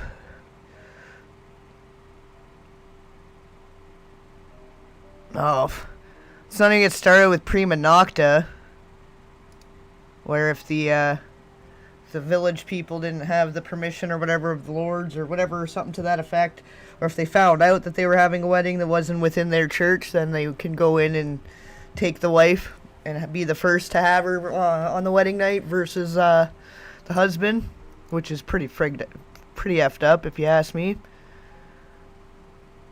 The real Irish, I can't even probably say that word out loud, but yeah, true. Well, thank you, sis, for that tidbit, and welcome, by the way. Always good to have a new face, or a new person, anyway. No face, but you know what I mean. You say, is it vitriol? Is that the right performance of that? Well, no, you see, I have a different relationship to the song than John does. John wrote it really about a person, that he had a relationship with. John's a really good mate of mine, and so this is how I know this. But it was a very sort of bitter. But to me, how I see the song is, I'm having a conversation with myself. That the way we all have, at least I have, and I'm sure we all do, this judge inside us, that tells you all day or whatever, you did this wrong or you did that wrong, or judges you or whatever. So it's like then the other part of myself having the conversation saying, no, actually, shut up, I'm wonderful, that kind of way. So I see it differently. Yeah, it's a conversation. I just wondered how you approached the performance in the studio with that. Well, what I love about John too is he's terribly funny. He's got this fantastic ability to talk about terribly serious and emotional things and be very angry or even sad, but then he'll just say one thing that's just so funny that he's hilarious. Like, so that's what I loved about the song as well. I love the lines that you can't say here about well, we'll see how much of can I please see your license and your registration, for example. I just thought that was the most fantastic line and everything. So with all the thing that's been going on and we've been reading about you, really, it was such a breath of fresh air to put this record on. Genuinely really enjoy, and I don't know how much you believe. I don't know if I'm coming across as I genuinely mean it. No, you do, absolutely, absolutely. It's a great. I mean, you must be really pleased with the way it's gone. And what was your approach making this record then? And how long ago did you start making the thing? Well, it was written like 3 years ago. I wrote it between 2007 and 2009. Wow, so it's quite. So it's been 5 years really in the making, on and off. Now I write very slowly. My writing kind of process is quite slow, for all kinds of reasons that would take too long to explain. And then we started recording in the summer of 2010, and we did on and off recording until really just before Christmas, just gone. So I didn't really have a plan. It's really weird. The way I describe it is, I'll stop me if I ramble, right? Because I have. I'm Irish. You ramble, Sinead. I'm Irish, So they say you can tell an Irishman, but you can't tell him much, I'm Irish as well, but I just don't sound it. Cool. Yeah. Well, some artists, right, this is how I work. People say to me, explain, did you want the album to be a certain way? But I kind of didn't, and this is how I work. Is some artists, I think, mistakenly describe something which is quite common, but they say they feel they're channeling something that almost isn't them. Right. Now, I think that's a mistake I think they're making, but I identify with what they're feeling, but what I feel is that it's...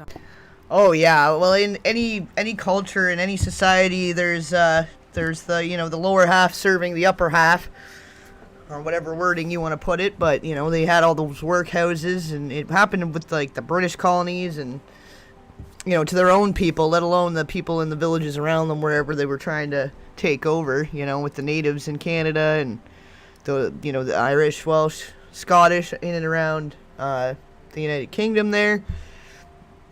I mean, it goes through and through. Even in Africa, they had, tribal folks that would be serving as they were starting to colonize over there. That, gotta be careful with the wording of all this, but you guys know what I'm saying. There was, pretty much anywhere you went, there's always been a lower half serving an upper half. That like we had kingdoms and empires and pharaohs, stuff like that. Where look at the pyramids. The pyramids didn't build them damn selves. Actually, it is me, but it's my subconscious, if you like. But it sounds very cohesive as a piece, Yeah, but it's really weird because what happens with me is that why my writing process too is very slow is that I almost feel like the subconscious writes the songs. Like there's this bit of me that I'll be washing the dishes or doing something at home, and suddenly I'll hear bits of tunes and I hear bits of words, and then I know, well, don't pay too much attention because it'll come back. And I get on with my mundane little life, and the following week another little bit more will come back, and I don't really understand. I said to why. So when people say, yeah. why does the album sound...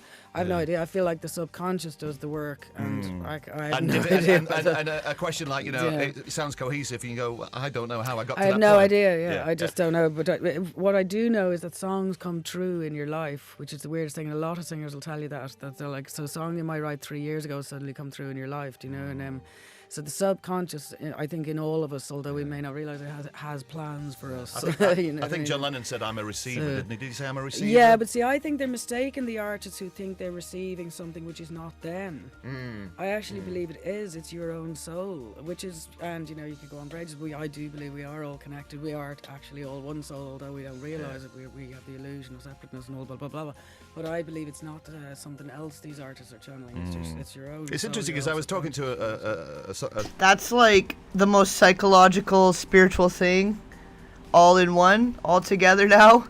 Like, I don't know, I think she was trying to be careful how she worded it, but definitely, with in trauma events, and then when you end up having these splintered parts or fragmented parts that kind of can aid in the creative process rather than being a hindrance.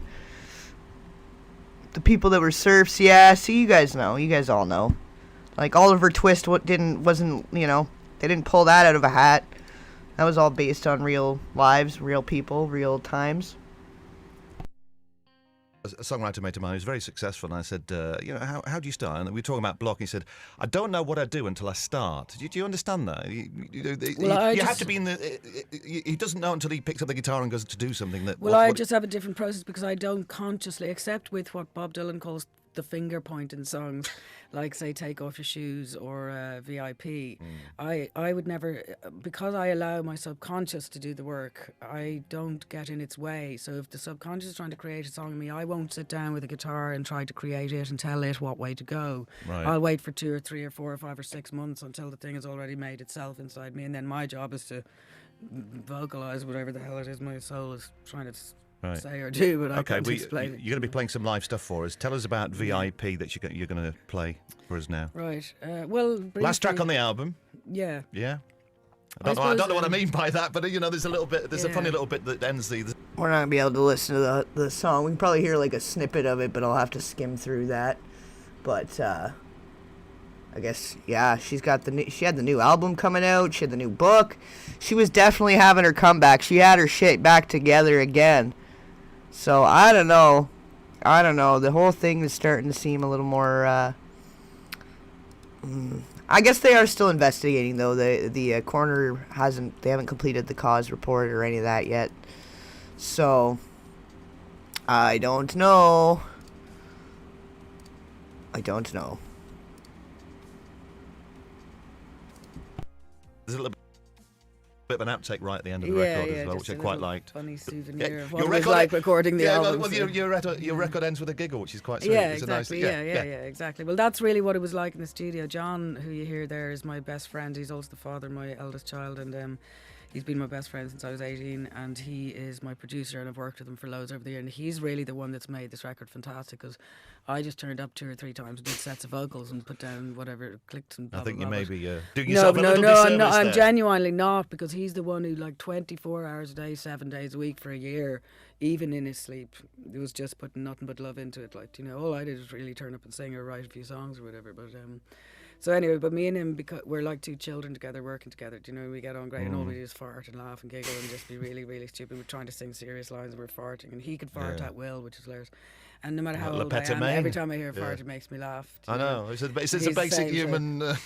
So we thought we'd function keep that's- that in because it's a nice Yeah. little just souvenir of what it was like recording the album. Right. Even though the album can come across as quite a serious album in some ways and emotional and la la la la, but actually Yeah. around it, the people making it are a pair of stupid. You know, I'm children quite pleased farting to about hear it. that because, you know, I think essentially you're taken as a really serious artist. You think, you know, I do actually mess around. It's not, Well, you yeah. know, all consuming this. No, exactly. In fact, know. very far from it. No. Yeah. Let's talk about the record that I don't know if it, but you're going to perform. When I say record, I'm sounding old-fashioned. I do apologise, but No, I love when people call it records. Nothing Compares to You is a. There must have been a time where that became kind of a millstone around you. A weight Never, on you. absolutely never. People always assume that. I don't know why, but I don't know. Because Something that sort of seems to chase maybe chase you around that. Yeah. That performance. No, I think some artists get fed up of hit records they had or whatever. But no, it's just such a beautiful song. You couldn't get tired of that song. It's just. You And it became never get yours. tired You know, of it became yours as well. Well, I would say, you know, a great song could be sung by anyone. A tramp could sing a great song coming through, and then I say, yeah, and a tramp did sing it. You know? Yeah. Well, you know, a lot of them some of the biggest stars came from absolutely nothing. They don't call it a rags to riches stories for nothing, that's for sure. But yeah. We're still classists and people, yep. Kids and the homes, the residential homes and the group homes and stuff, definitely that's a big thing in Canada too. The residential homes for the people that were living here first before the colonization and stuff. Shit, we could go into that whole thing. That'd be its whole own friggin' stream.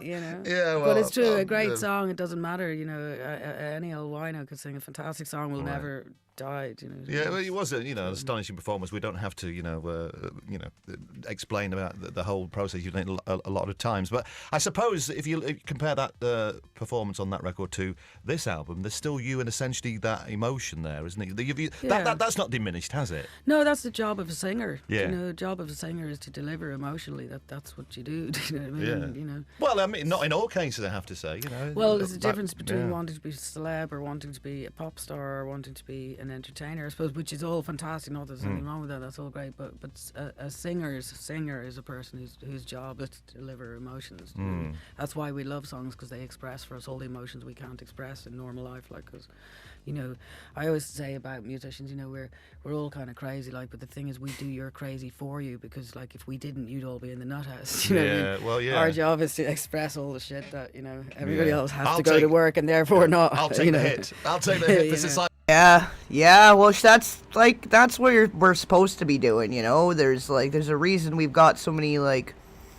different arts and crafts and, you know, poetry and all these different things that people can do, and that's what we're supposed to be doing with our shit. You know, we're supposed to be alchemizing and using our pain and tragedy for something bigger and greater, and, you know, funnel it into something positive. That's, you know, whatever you want to call it, transmuting or whatever, synthesizing, whatever the heck you want to call it. But you know, some of these, you know, the most magnificent artists, like I was just saying, and like Sinead was such a great singer, and, you know, was such a great performer, and was so soulful, and had such a great you know, touch. She touched so many people because of the reality in it and the rawness. You know, there's so much more mass-produced stuff now that doesn't really get to the heart of the matter and get to the, you know, to the authenticity and what it means to be a genuine human, you know, like the real ups and downs. And that's, I guess, I don't know, we've kind of lost it over time. I think at some point it's going to come back around. You know, we've got a lot of independent artists coming out and doing their thing, like on TikTok and everywhere. So there is a chance it's going to have its comeback, but, you know, some of the greatest ones of all time, you know, look at like Kurt Cobain, look at the 27 Club, look how much, you know, accomplishments and achievements were there as musical artists, but, you know, they were fighting so much of their own demons. Like, look at Charlie Chaplin, that guy came out of nothing. He was like an Oliver Twist story, if you ever heard one. So, you know, or whatever, you know. So, you know, the singers we all love are not necessarily the perfect singers, but they're the guys or girls who are really emotionally present. You know what I mean? Like, if you, like, to me, Bob Dylan, for example, he's not a perfect what do you call it? voice as such, like say Callis or somebody would be, and people say Callis is the greatest singer ever, but I disagree. I think Bob Dylan is the greatest singer ever. Singer. I mean, it's how you describe, because he's vocal, emotionally present, spiritually and emotionally, 100%. Because you don't really have to hit the notes. I mean, I'm from. Well, he never missed a note. He never missed a note in his life, and he has the most incredible timing. Bob Dylan, for me, he's kind of slightly become a caricature of himself a little bit. Well, he's gotten older, so of course he's 70 something, and I mean, who can sing at that age at all? But like when you study his career and you study him as a singer, people never talk of him just as a singer. They talk about all the other stuff, but when you study the man as a singer, he's really quite. It is an interesting one because coming from Irish background, coming from the north of England, Manchester, and my favourite vocalists tend to be people like Bernard Sumner. Hey, Lemonade Kisses, welcome. Good to see you. Punk rock heart, yeah, she was kind of like a pop rocker. It's just whatever felt right for the groove, for the tune, for the music, the lyrics, all that, putting it together. For New Order, who essentially said, "Oh, he sings flat." Well, hang on, no. Oh, Sean Ryder, for instance, that's not flat. That's a style. That was Ronnie Drew perfect? No, he wasn't. He was an amazing singer. But, there's a kind of people get mixed up with style. Yeah. Well, I have a theory about musicians that I think often musicians are angels, and if you say that angels are messengers, songs are like little messages, aren't they? But you see, we couldn't identify with angels if they were perfect, because we wouldn't want to listen to them because we're not perfect. We know we're not goody goodies. We never want to listen to goody goodies. Do you know what I mean? That's a good point too. Like a different what do you call it? Like a different layer of looking at like earth angels, or whatever you'd want to call them. The people that bring back the goodness to the world with the upliftingness and the good spirits and all of those things. And so the greatest angels really are the cracked people. Do you know what I mean? You can see yourself in and go, that makes sense. We're talking about your new record, which is just an amazing piece of work. We're gonna let's talk about Reason With Me. It's early on in the record. I think it's the second track or something, and it starts off pretty. There's a groove to Fourth and Vine, and then it continues and takes you on a little diversion, and it is generally all the way through quite heartfelt, isn't it? You agree about everything is on. Well, I hope everything I've ever done is. Well, you should never sing a song if you can't do that to it. Song writing or getting the selection of songs together for the album. How difficult was that then? It wasn't difficult at all. Was it a random process? Well, that's what I mean. I just let the subconscious do the work. I just potter around and get on with my boring little life, and just because the subconscious does the work. And eventually, I find I have 6 songs, and when I know I have 6, then I know it's time to ring someone and go, okay, I'm ready to make an album. I'm not ready before 6 because I think 5. Well, it could take you another year to get another 5 because I actually do take a terribly long time to write songs because of the way I write. I think. Fair. I feel that. I take forever on my stuff sometimes, but there's a lot of heart and soul going into it. So then, if you really are passionate and you really love your work, you're gonna take your time. And I get it on that note for sure. How long are we going tonight? I don't know. I don't really have a plan for the amount of time. I guess we'll just see how long we can go. See where we go. Falling asleep. Well, I don't know. I guess it is kind of soothing in a way. I don't know. I guess we'll just be seeing how long it goes for. Who knows?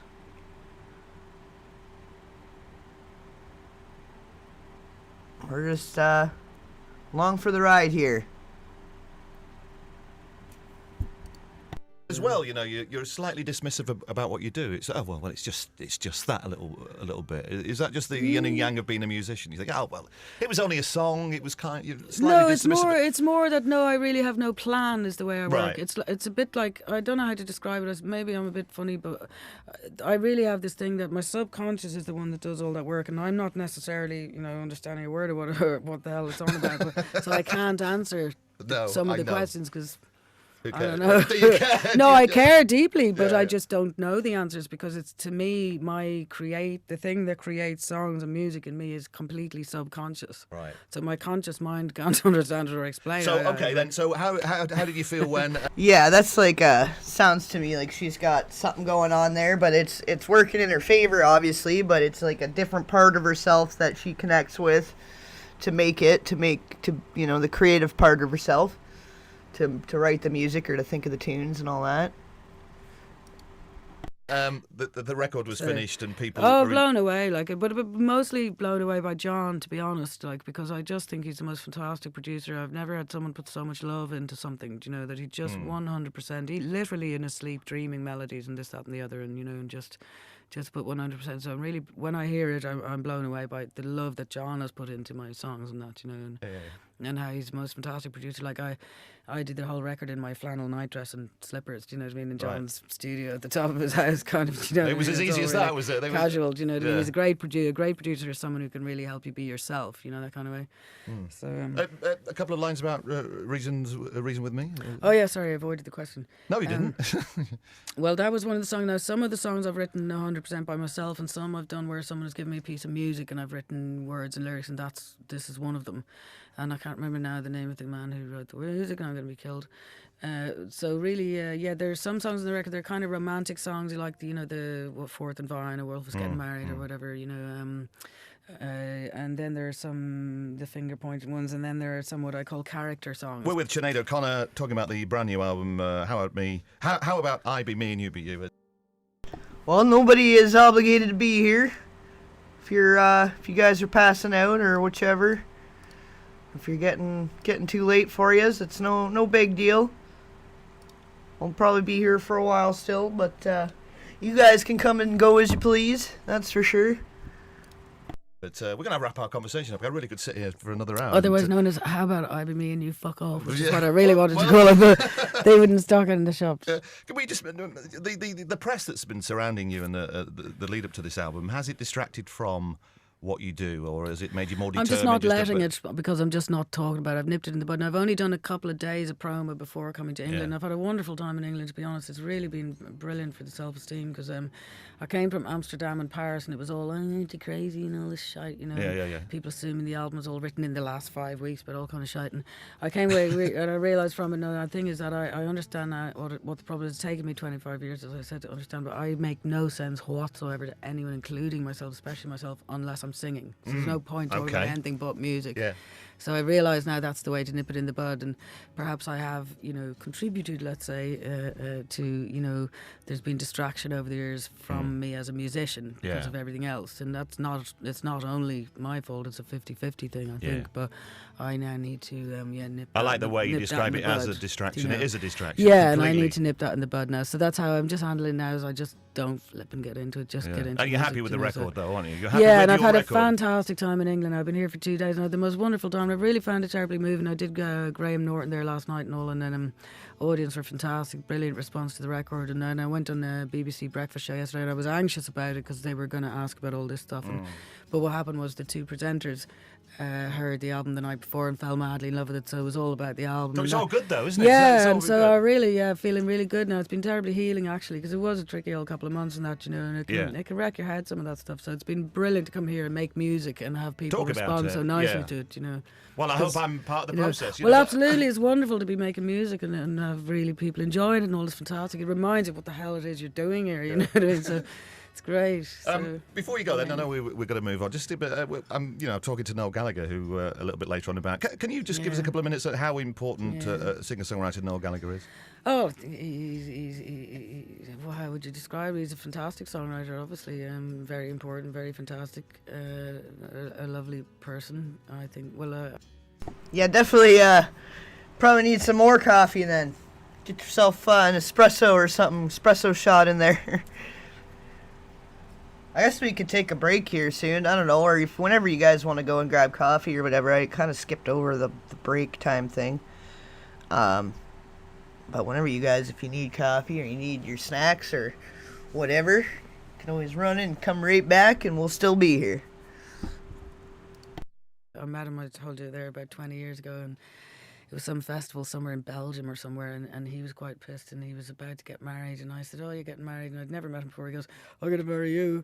I was like thinking, sorry, I want to. You know what I mean? And so I haven't really seen him since, but I really liked him. He was just a real ordinary guy. It was before they kind of got really huge kind of thing, and he's just a lovely ordinary guy, identify with him, had a rough time growing up and blah, blah, blah.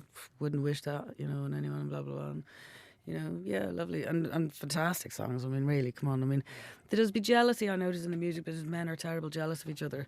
The bands, slag each other off and discredit each other in that, do you know what I mean? But you can't discredit, you know, a great songwriter at the end of the day. It doesn't matter, do you know what I mean? So yeah, I love him. In fact, as I told you, you must snuggle him for me when you see him.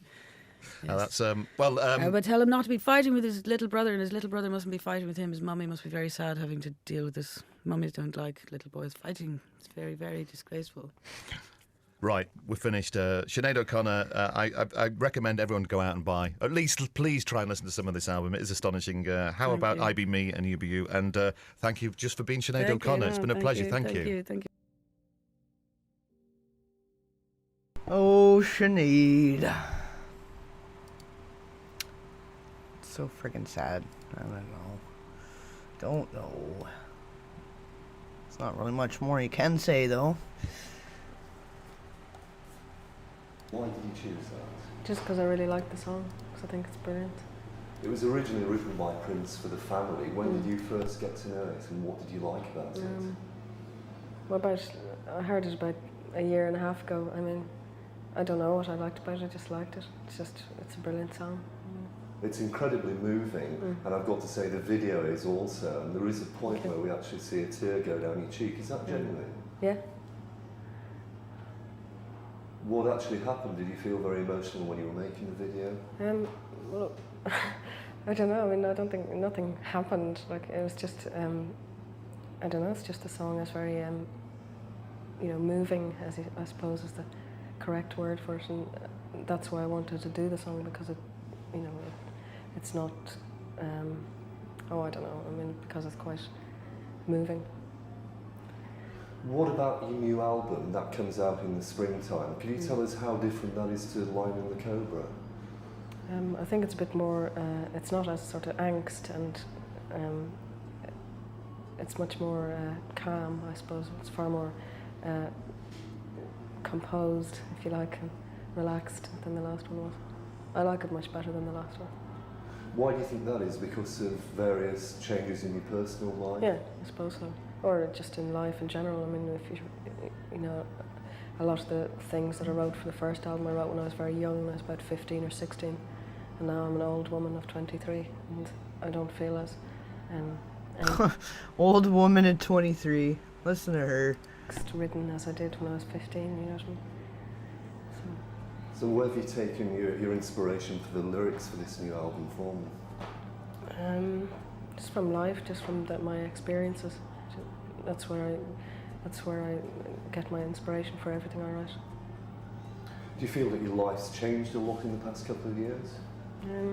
Yeah, I mean, I think life changes for everybody. Do you know what I mean? What would you say were the main things that have happened to change you?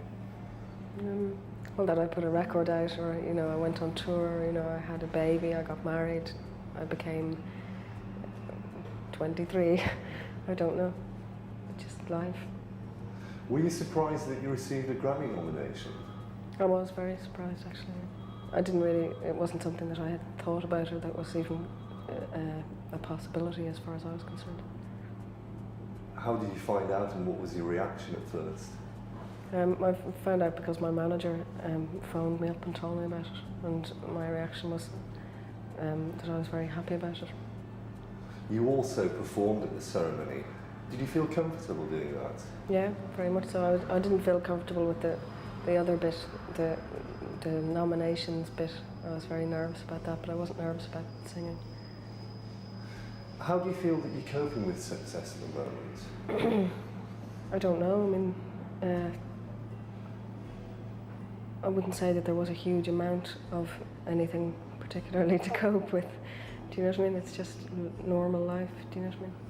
But things have really changed for you in the last couple of years from the last time we talked to you. Yeah, but I mean, I'm still an ordinary person. Do you know what I mean? I live a very ordinary life, and it's not that big a deal. Do you know what I mean? Last year, you played your first acting role in a film. What was that like? It was nerve-wracking.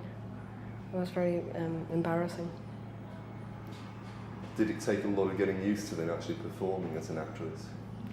Well, not really. I don't think that I did sort of perform as an actress at all, because I was very self-conscious and I was very embarrassed and I was very inhibited And luckily the girl that I was supposed to play was also all those things, so it seemed as if I was acting, but I really wasn't acting at all, if you know what I mean. I was just being myself in a wig and a funny dress, you know. What's the story to the film? It's about a 15-year-old schoolgirl in Ireland, in Derry, in the north of Ireland, who gets pregnant, and you know the changes that happen to her in her life and things because she's pregnant, and about the whole Irish attitude towards pregnancy, more or less. It's quite a similar story to your own, isn't it? No. In that you had a baby when you were very young, and last time you told me that there were certain attitudes in Ireland. Yeah, except I had a baby when I was 20 and I was living in London and I had enough money to get a nanny, and I had a boyfriend who was living with me, and I wasn't in school, and I was in a society that doesn't look down on pregnancy as much as Ireland does, so I don't think you can compare that to a 15-year-old girl who has no money and no boyfriend and no support from anybody, you know what I mean? I think I was in very nice circumstances compared to those girls. What do you hope to achieve through the movie? You mean what does the movie hope to achieve? I suppose to educate people, to make people aware that there are horrible things happening to young girls when they get pregnant, or you know, girls and boys, to do with sexuality because of the church's attitude in Ireland towards sexuality, more or less. You've been living in London for some time. Do you miss Ireland? No, not at all. Not at all. I like London a lot. You were telling me earlier on that you went back for New Year's Eve. Isn't that quite emotional for you when you actually go home and see your friends and your family? No, because I left Dublin years ago when I was 17, and I've more friends here now than I had when I was in Dublin, do you know what I mean? So London is my home, and I miss London when I go to Dublin, do you know what I mean? So, I mean, I have a laugh when I go to Dublin and my family are there and I like to see them, but I don't, you know, London is my home. Away from music, I know that you're quite interested in alternative medicine, and that you're talking about doing a gig to help people with cancer this summer. Could you tell us more about that? Well, I mean, like it's not arranged. I haven't even spoken to my manager about it. I haven't even said like that. You know, when could this happen? I was just saying that I would like to do that. That I would like to do something that made people aware that there were alternative ways of healing themselves, which didn't involve going through traumatic operations and things like that. Yeah, she was always she always had some kind of activism thing going on, though, right out of the gate. Seems like there was always some good charity or some good cause she wanted to support.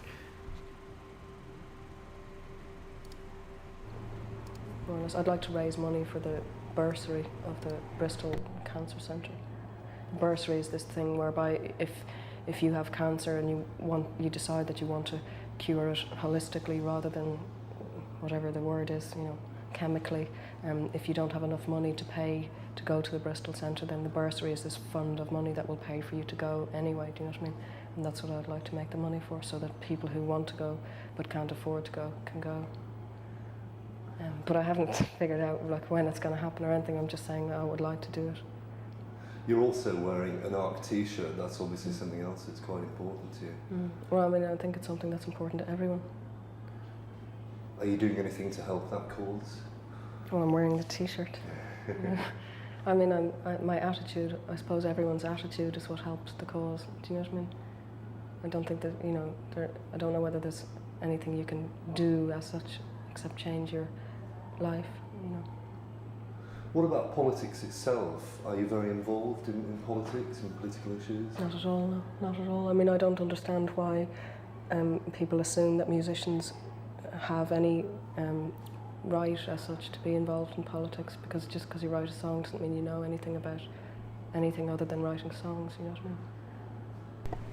Yeah, she was only in the past you've been rather uneasy talking she was only 23 here, but even as 23 she looks super young. About the Irish situation, do you still feel the same? Well, I just feel that I don't know enough about it to talk about it to any degree of, I mean, I don't have any experience of the whole thing, and I don't think that there's any point in talking about things like that are very dangerous, delicate subjects unless you know precisely what you're talking about. And I don't feel that I'm educated enough about it to talk about it. And I feel like that about a whole lot of things. I'm not educated enough about the whole alternative medicine thing, really, to talk about that to a large extent either, you know what I mean? So. But sometimes it is important to say certain things to make people more aware, whether it's holistic medicine or ARC or whatever. Yeah, I mean, as far as things like that are concerned, where it's something that can't be misconstrued or that can't be thought of as being a bad thing, but if it's something political, then it's not as simple as that. So. You're also starting a world tour in a few months' time. Are you looking forward to that? Yeah, I am actually. I'm very much looking forward to it. Yeah, because I didn't really appreciate the last one very much. I was too nervous. So now I'm very excited about this one. Where will that take you to? I don't know. I mean, I'll have to go to places that I didn't go to before, like Japan and Australia and things like that. Maybe do a bit more of America. I don't know.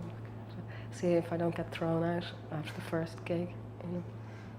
What happened before? Did you have a problem?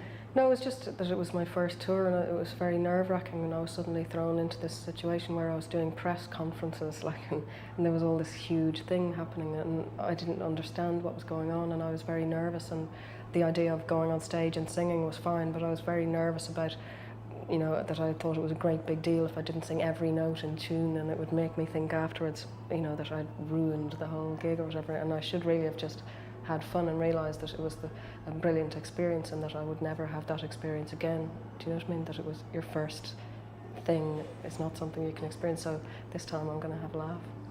Will you take your baby with you? Yeah, if I can, definitely. How do you feel about that? How do you mean? How do you actually feel about taking your baby with you and all the travelling and sort of being a mum as well as a performer and working and everything?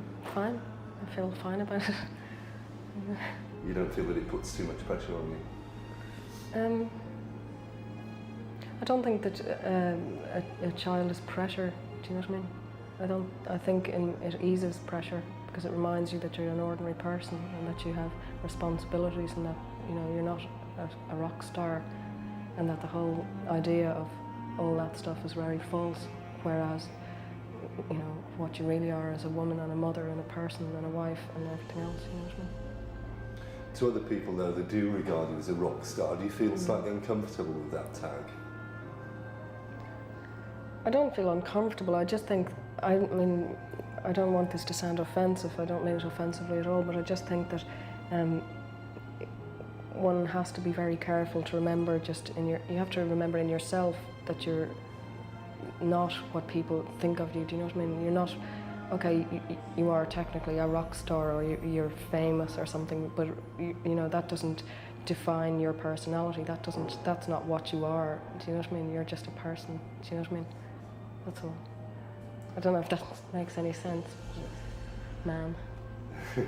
What about your other plans? You've got this tour coming up, the album coming out. Do you have anything else that you want to do? No. I just want to get the record out and go on tour. I mean, I've been working very hard on it, so I'm very, you know, excited about it. What about a second acting role?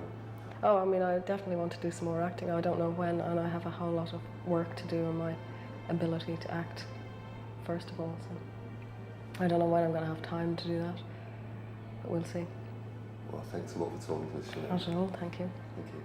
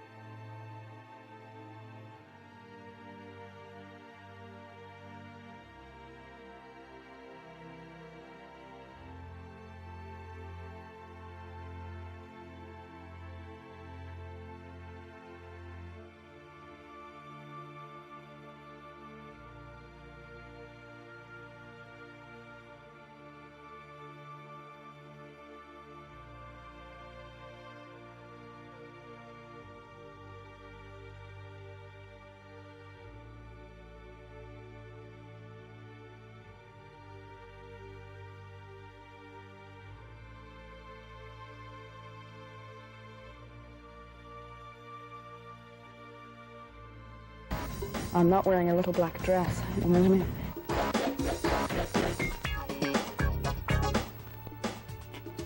One day you just decided to shave your head.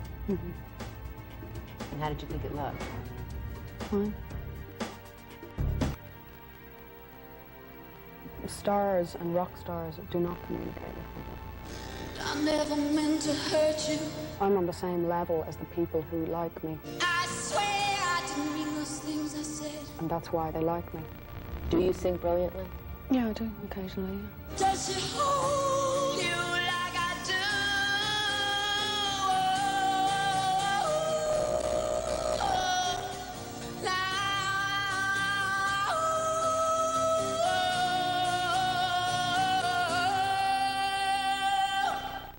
One day you just decided to shave your head. Mm-hmm. And how did you think it looked? Fine. Does it bother you that people focus on your hair? It bothers me that people in all walks of life judge books by their covers.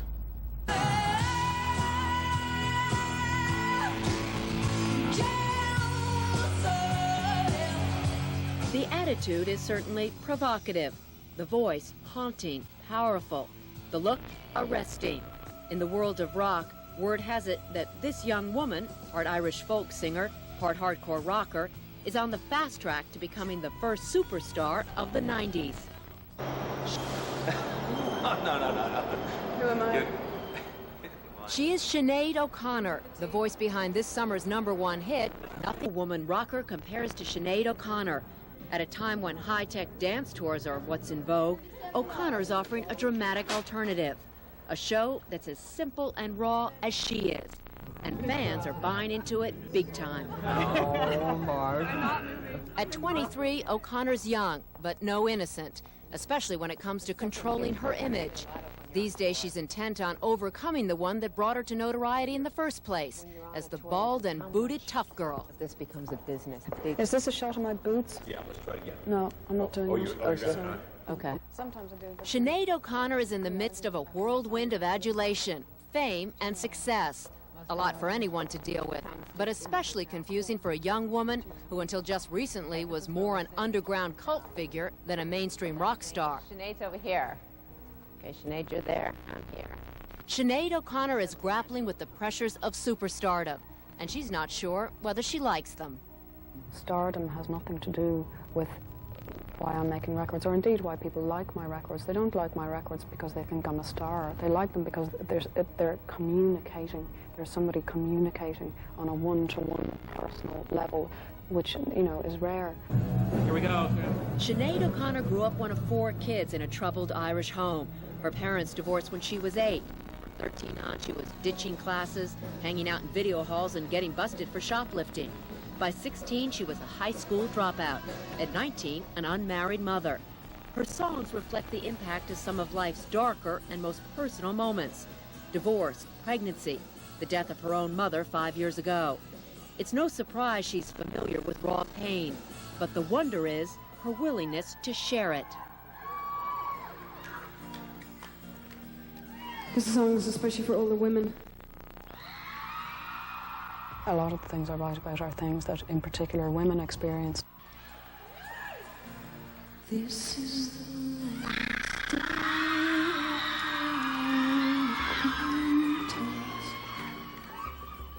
I write in such a way that you won't know what exactly has happened to me, but you know that something has happened, and you can relate it to your own life. 2 years ago. Rip Chris Cornell too, though.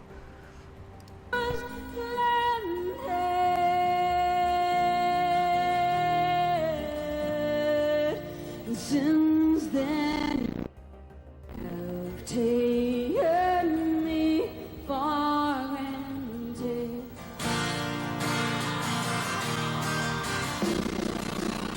But let me tell you that you were no life rock to me.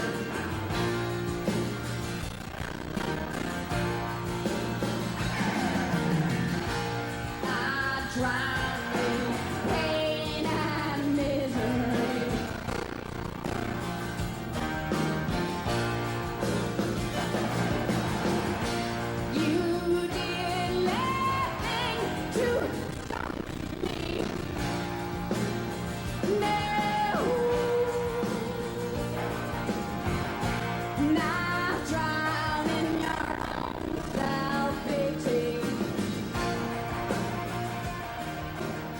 So many of your songs do express pain and loss.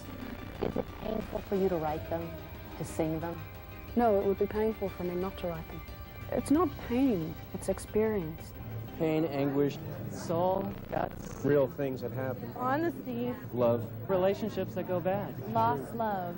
It's great that other people can get something from it, and I want them to, but that's not my reason for doing it. That's not why I do it. Why are you making records? I haven't the slightest idea. Oh, I love you. God, I love you. I'd kill a dragon for you. You'll die. O'Connor first hit the rock scene in the early 80s. Her strange combination of feminine sensibilities and hardcore punk won her instant loyalty in Britain's underground clubs.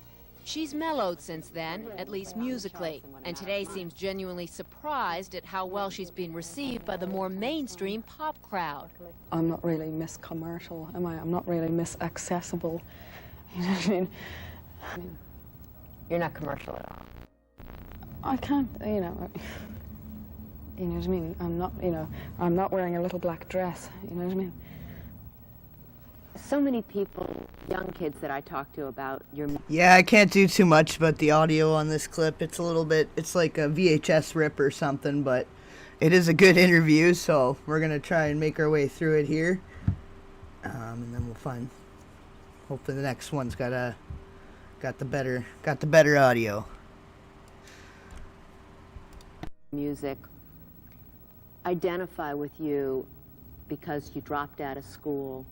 You had a difficult youth. How bad a kid were you? I don't think I was a bad kid at all. I don't think I was a bad kid. I was a victim of circumstance. I was a very, very messed up kid because of the behavior of my parents and the people around me. Your parents divorced when you were little? Yeah. But did you get into trouble in school? Did you get into trouble I did, with because I was very unhappy at home. parents?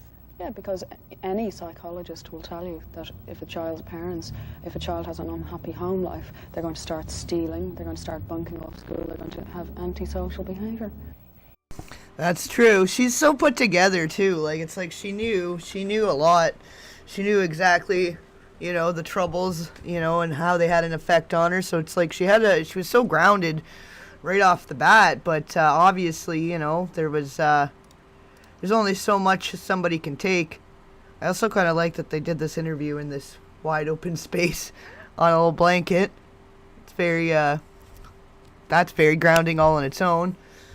But yeah, it's like she knew something already. She was very aware of her circumstances and, you know, the people in her same circumstance and how they'd be affected. And definitely a beautiful soul.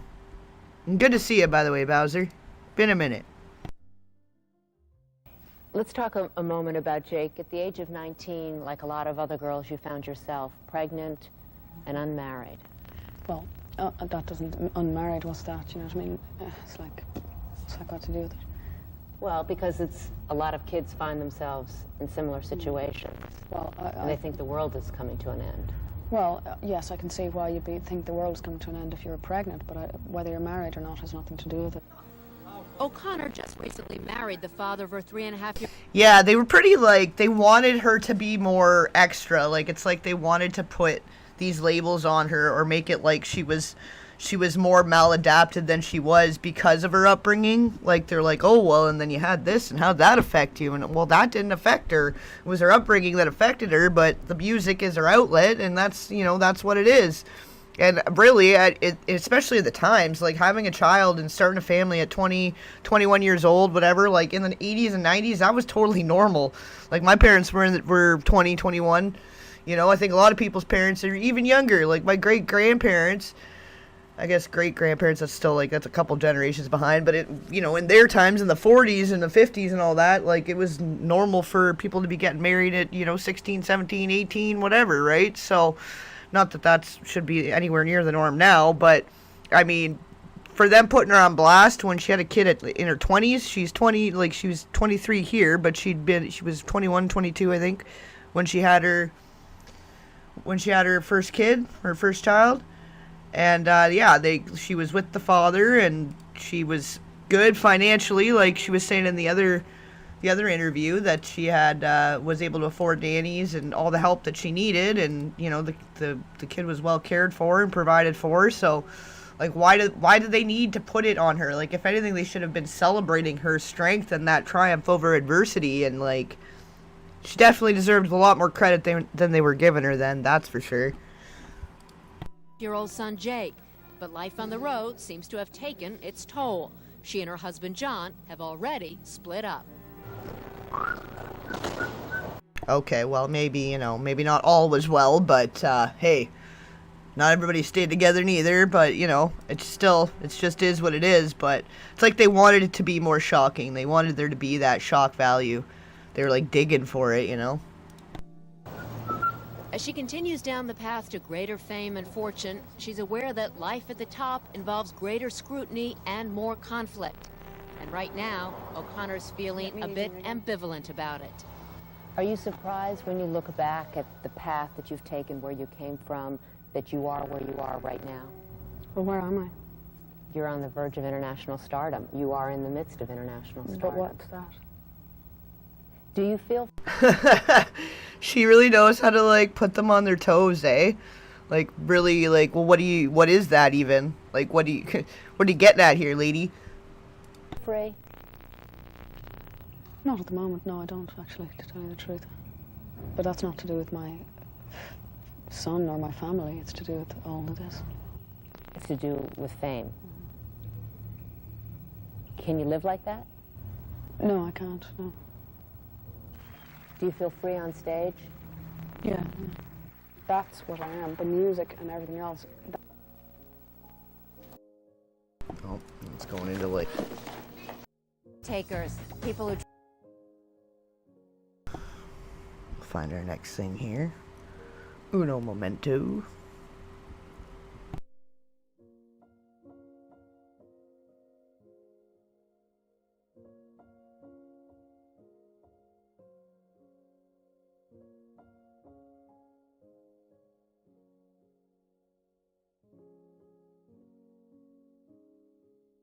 Of those awards. Let's let her talk about it. Please welcome Sinead O'Connor.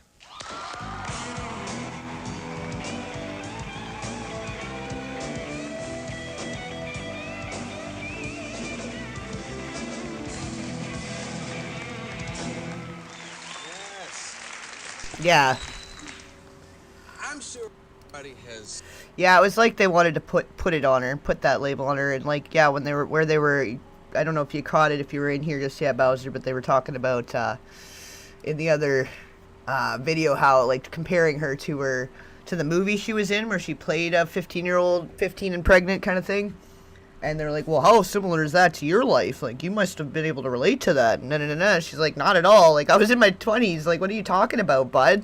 Like, definitely trying to, put her into a box or something to that effect,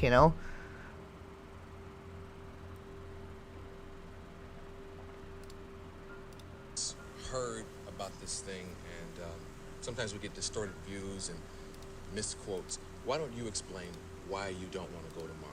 And it's not too late for me and you to get some tuxes and go, I'll take you. I'd go if I went with you. Good night! Well, first of all, I want to point out that it's not just the Grammys that I pulled out of the English awards as well, the English equivalent. The reason that I wanted to pull out was because I believe very much that the music industry as a whole operates mainly, it's concerned mainly with material success, and a lot of artists I think, are responsible for encouraging the belief among people that material success will make them happy. And I think one of the ways that the industry encourages commercial success and materiality is by having award ceremonies which very much honour those who have achieved material success, rather than people who have told the truth or who've done anything to pass information to people or to inspire people or to, just be truthful about anything. You know what I mean? I don't know if that makes sense. That makes sense. Oh, that makes way too much sense. Like, holy crap, man. Like, she was walking on the sun her whole career, it seems like Like, really, when you're looking back at some of these interviews, man, like, she was staring it right in the arsehole, the darkness of society, really, you know?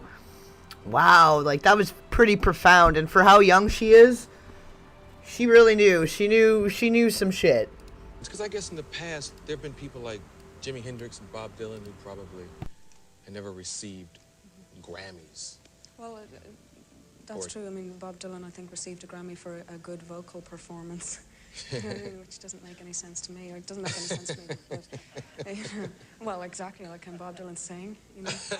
You know, I mean, he's brilliant, you know what I mean? He should receive Grammys for being brilliant and for speaking the truth and for fighting for the things that he fought for, you know? The same as Ice Cube should, or the same as Van Morrison should, or people like that. And John Lennon has to die, like, before he gets a Grammy, you know? Aren't there some rappers that aren't even going to go tomorrow night or something? Apparently. The Rush management apparently have pulled their people out. Yeah. So.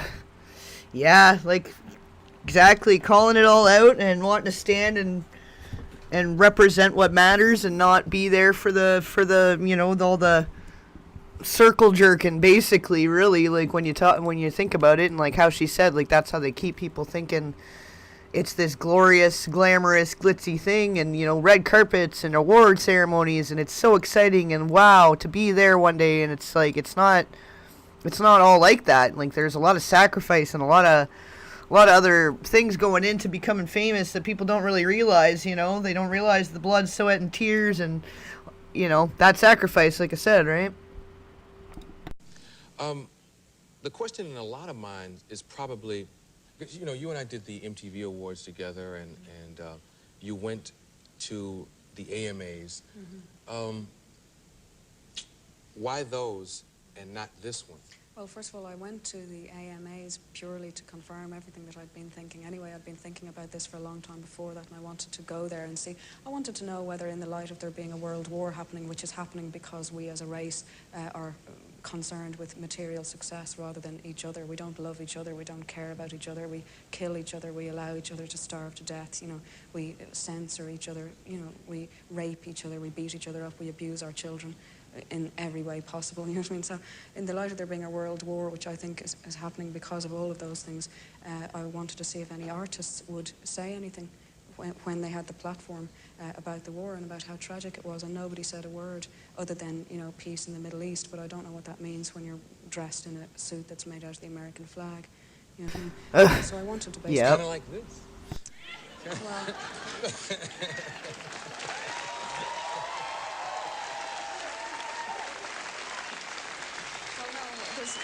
There's one thing that must be pointed out, that, you know, it's very easy, and a lot of people have done this. I don't have any problem with America or with American people, and it's simply a lie for anybody to say that I do. If I did, I wouldn't live in this country, and I'd hardly even be sitting here speaking to anybody.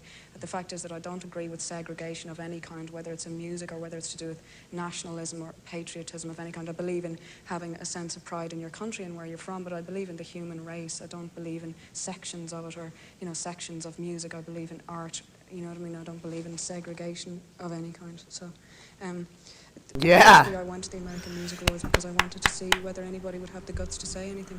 You know, like how tragic it is that the war is on, and nobody did. So that's when I decided that, you know, I didn't want to be part of the whole thing. She's so, like, yeah, she was so on. It's so profound, like, wow. Wow, to take that stance and be, like, so alone in doing it, too. Like, she was such a pioneer. Like, a new frontier of fighting the good fight. Talk about front lines, you know? And what do you think about the positive efforts that have come out of the music industry, like the We Are the World thing and Live Aid, things like that? I think that's brilliant. I think that on the part of the artists that were involved, it was brilliant. But if you look at the record companies and how they behaved when all that was going on, record companies were putting adverts out in newspapers saying, you know, buy this record as seen on the Nelson Mandela Show or as seen on Live Aid, using the whole thing for promotion, which is disgraceful. Using it to make money for themselves. You know, I don't know how much of it went to the famine relief, you know. Yeah. So. This has become an international issue with you. Isn't there a DJ? That was a serious point, too, that, yeah, there's all these things that on the surface they seem like a a good organization or a good charitable effort, but how much does end up actually getting to where it needs to go, to the people in need? You know, there's all these people down the line taking their cut, right? That said, I mean, in England, who said you should be spanked or something? Yeah. Can you give me his number in case y'all work it out? I'd like to do the spanking. Oh, I'd like you to. I was going to ask you if you would, actually. Yeah, let's get busy. Let's really get busy. What are you doing later on? Yeah.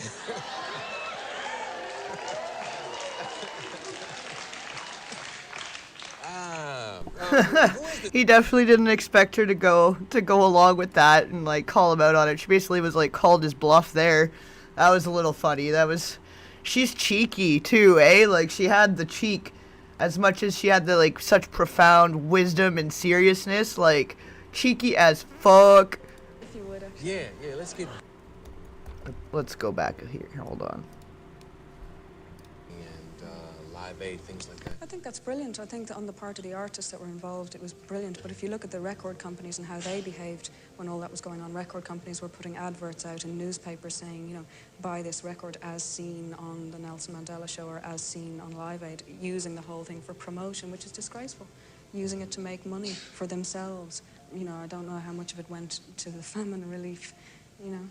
Yeah. So. This has become an international issue with you. Isn't there a DJ that said, I mean, in England, who said you should be spanked or something? Yeah. Can you give me his number in case y'all work it out? I'd like to do the spanking. Oh, I'd like you to. I was going to ask you if you would, actually. Yeah, let's get busy. Let's really get busy. What are you doing later on? Yeah.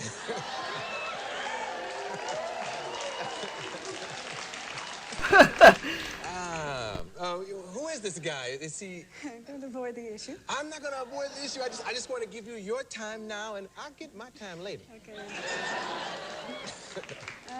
There's this DJ called Jonathan King, he's the producer of the English equivalent to the Grammys, which is called the BPI Awards, and he was very upset at the fact that I refused to accept the British award for Best International Female. And what he did was he showed a video of Whitney Houston singing the American National Anthem, and this was supposed to insult me. He did an interview recently with Music Week and Billboard where he said that I needed to be taught some manners and that artists in general shouldn't be allowed to become bad-mannered, that they should receive a good spanking. Just as a parent spanks a child, he said Sinead O'Connor should be spanked for being so bad-mannered. So, I know all this must get to you because I know negative stuff about me seems to suck. Yeah, she, it's like she flipped it on him, flipped it right around on him, like the dominance of it. Like she like countered and parried and you know, flipped it right back onto him, and then he was like disarmed and didn't know where to take it from there. He's like, whoa, wait, it was just a joke. But then he's like, okay, wait, but are you serious? And then it left him questioning and kind of like try to catch his words. Like brilliant on just that on its own. That was wonderful. She's great. Yeah, she's everything.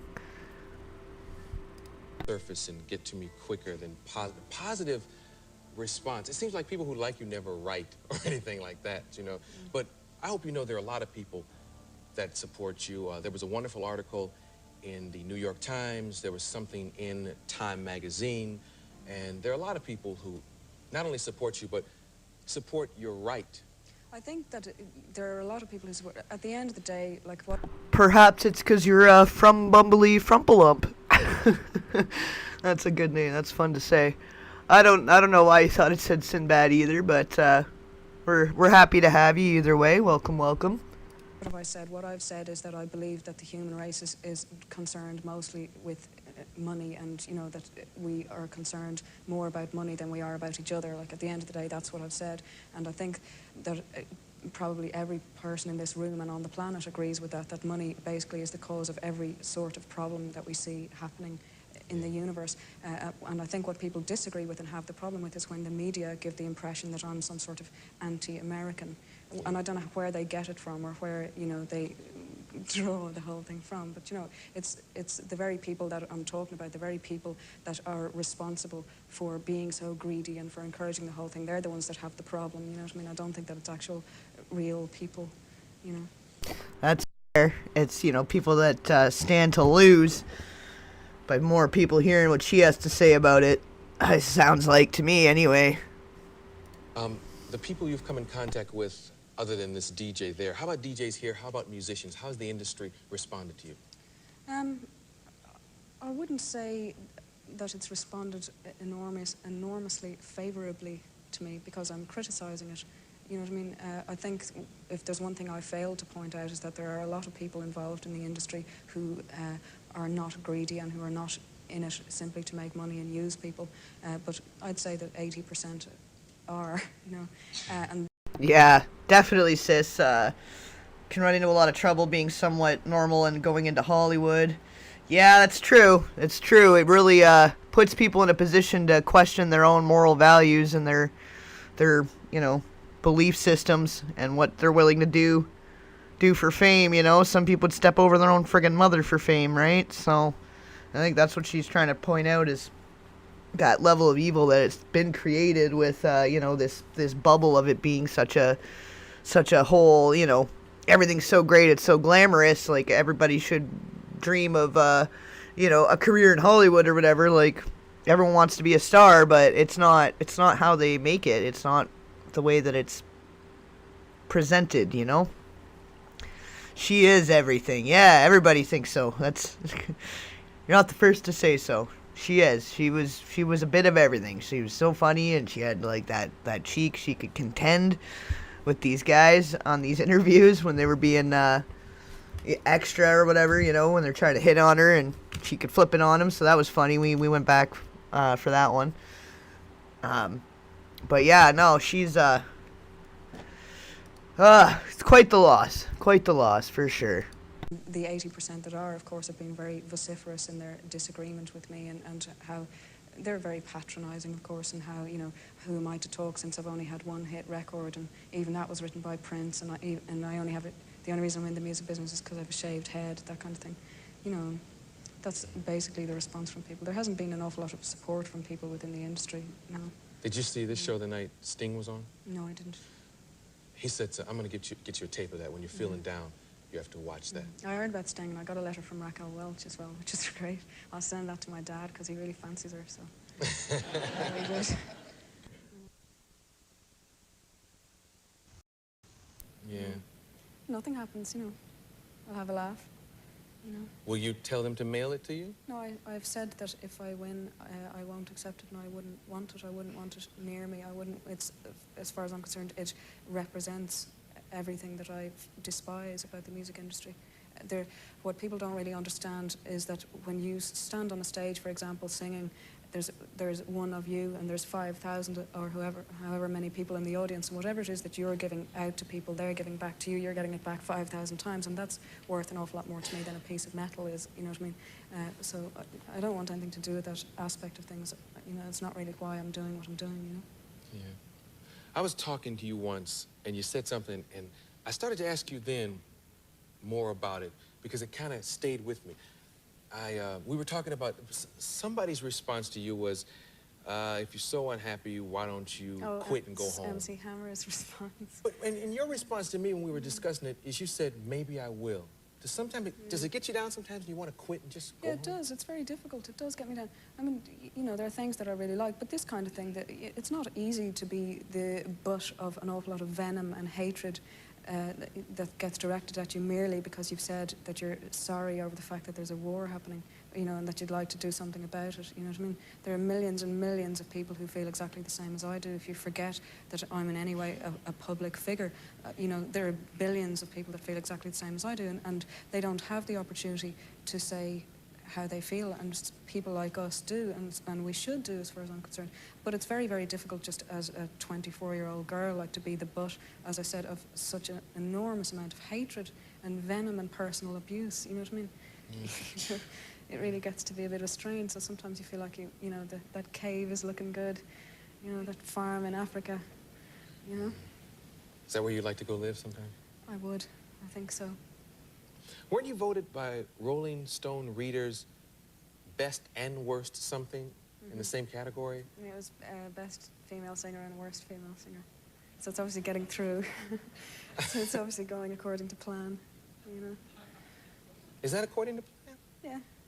You know. I mean, I think it shows that whatever it is you're trying to do, it's definitely getting through. You know? Not that I have any idea what it is I'm trying to do, but there you go. Not that anyone else does either. You know? Sometimes you say things. Yeah, so humble. So humbling, so refreshing, so, yeah. She's very in tune and very, like, down to earth, for sure. For sure. That amazed me. I wonder if you even believe them. You said that you were ugly and hideous. Yeah, everybody feels that, though. I mean, every girl goes through phases of feeling like a dog, you know? And that day you felt ugly and I hideous? feel ugly and hideous today as well. Stop. Don't you realize that you can't cut your head bald and look this beautiful if you're ugly and hideous? Well, you're a very attractive woman. You can't believe you're ugly and hideous.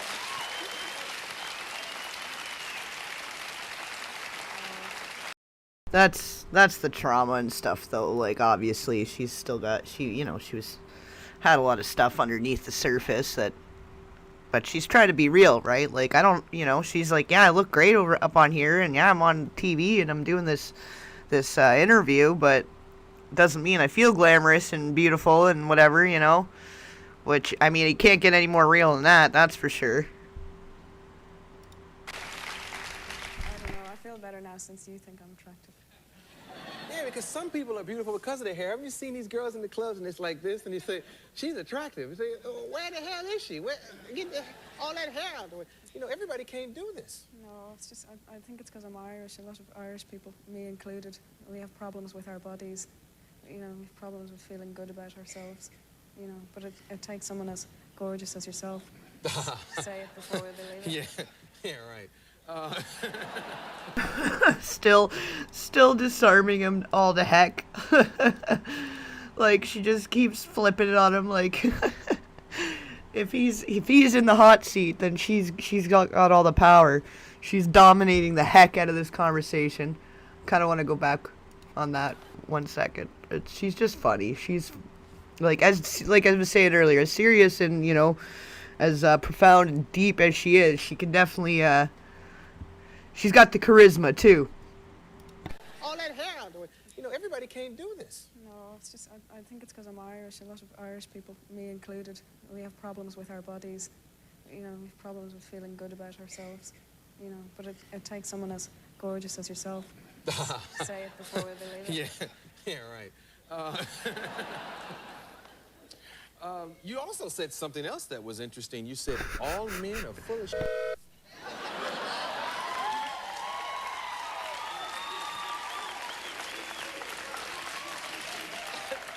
Even that guy is clapping.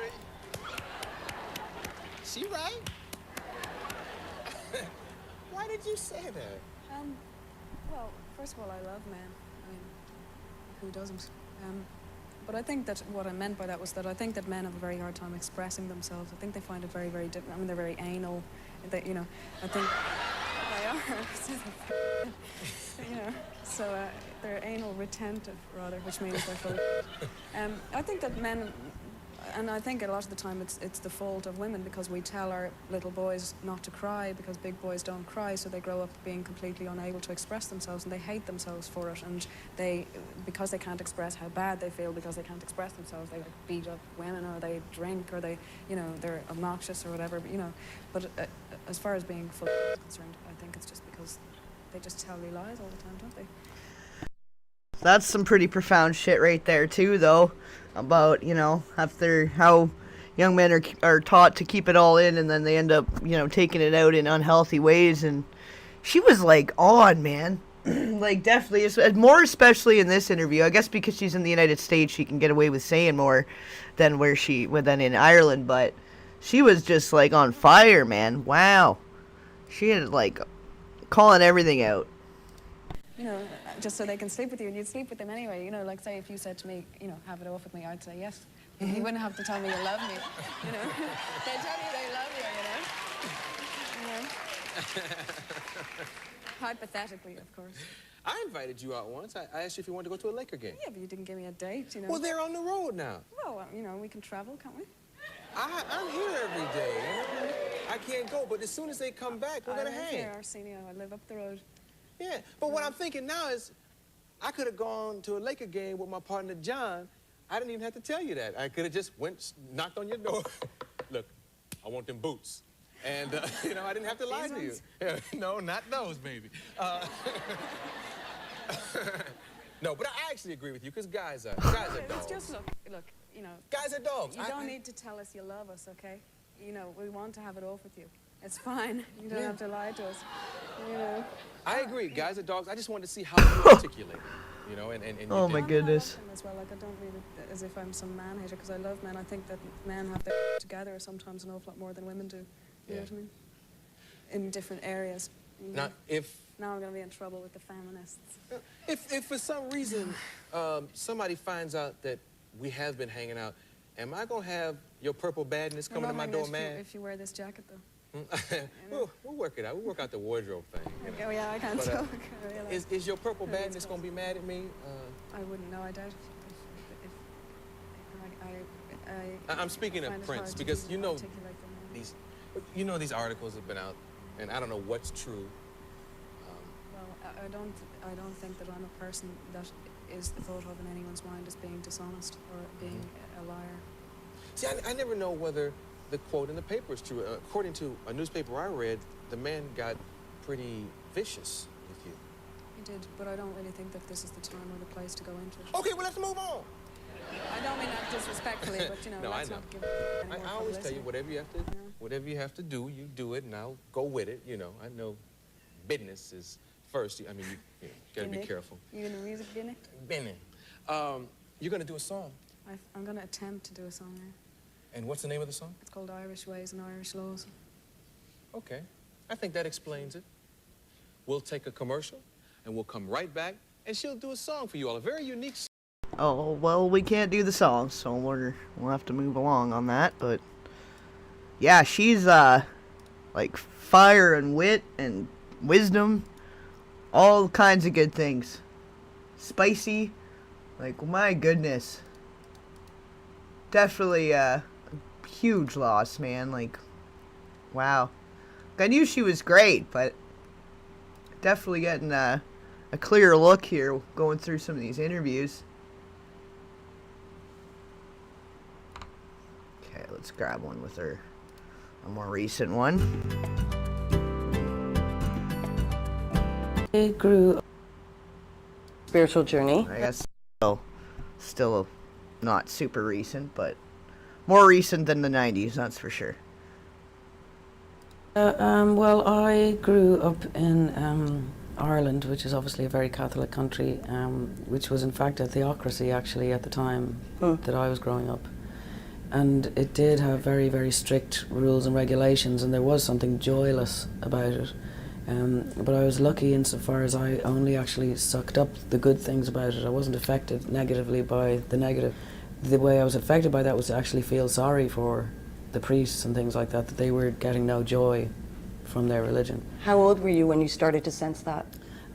Sort of around the age of 7 or so is when I began to. Like, I'd always been a bit religious because you're born in, the way it was in Ireland in those days was every house you went into there was pictures of the Virgin Mary or Jesus or whatever. God was everywhere. The whole country was like a church, you know.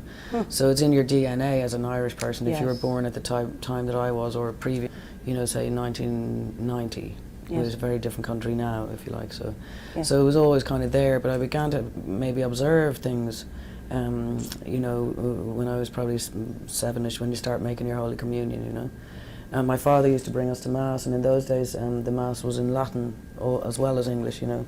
So there was a lot of singing in it, you know, which I obviously soaked up. But there was 2 things running concurrent that got me, and one was connected with the rules and regulations. Spirit thing was seeing things from a child's eyes. I could see that the priests had no joy in God. There was no joy in what they were doing, and in fact they were teaching people to deny anything which might give them joy. You know? And the fact is that to be a good Catholic you had to think you were a bad person. It was a sin to even think a good thing about yourself, you know. So that, in that way I felt sorry for them also, that they had no wives, no children, you know, no joy basically. Their whole lives were revolving around this strange set of rules and regulations. and sort of dictating rules and regulations. But at the same time, they taught that the Holy Spirit is a bird, you know, and from a childish point of view, I really related to that.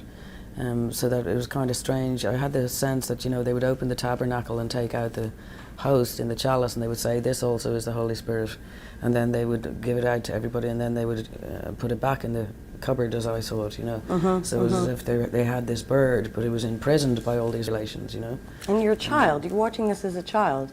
Because most times with children who sense that, and you're right, it really is, you're sensing it rather than understanding it. Yeah. But most children will sense they don't fit.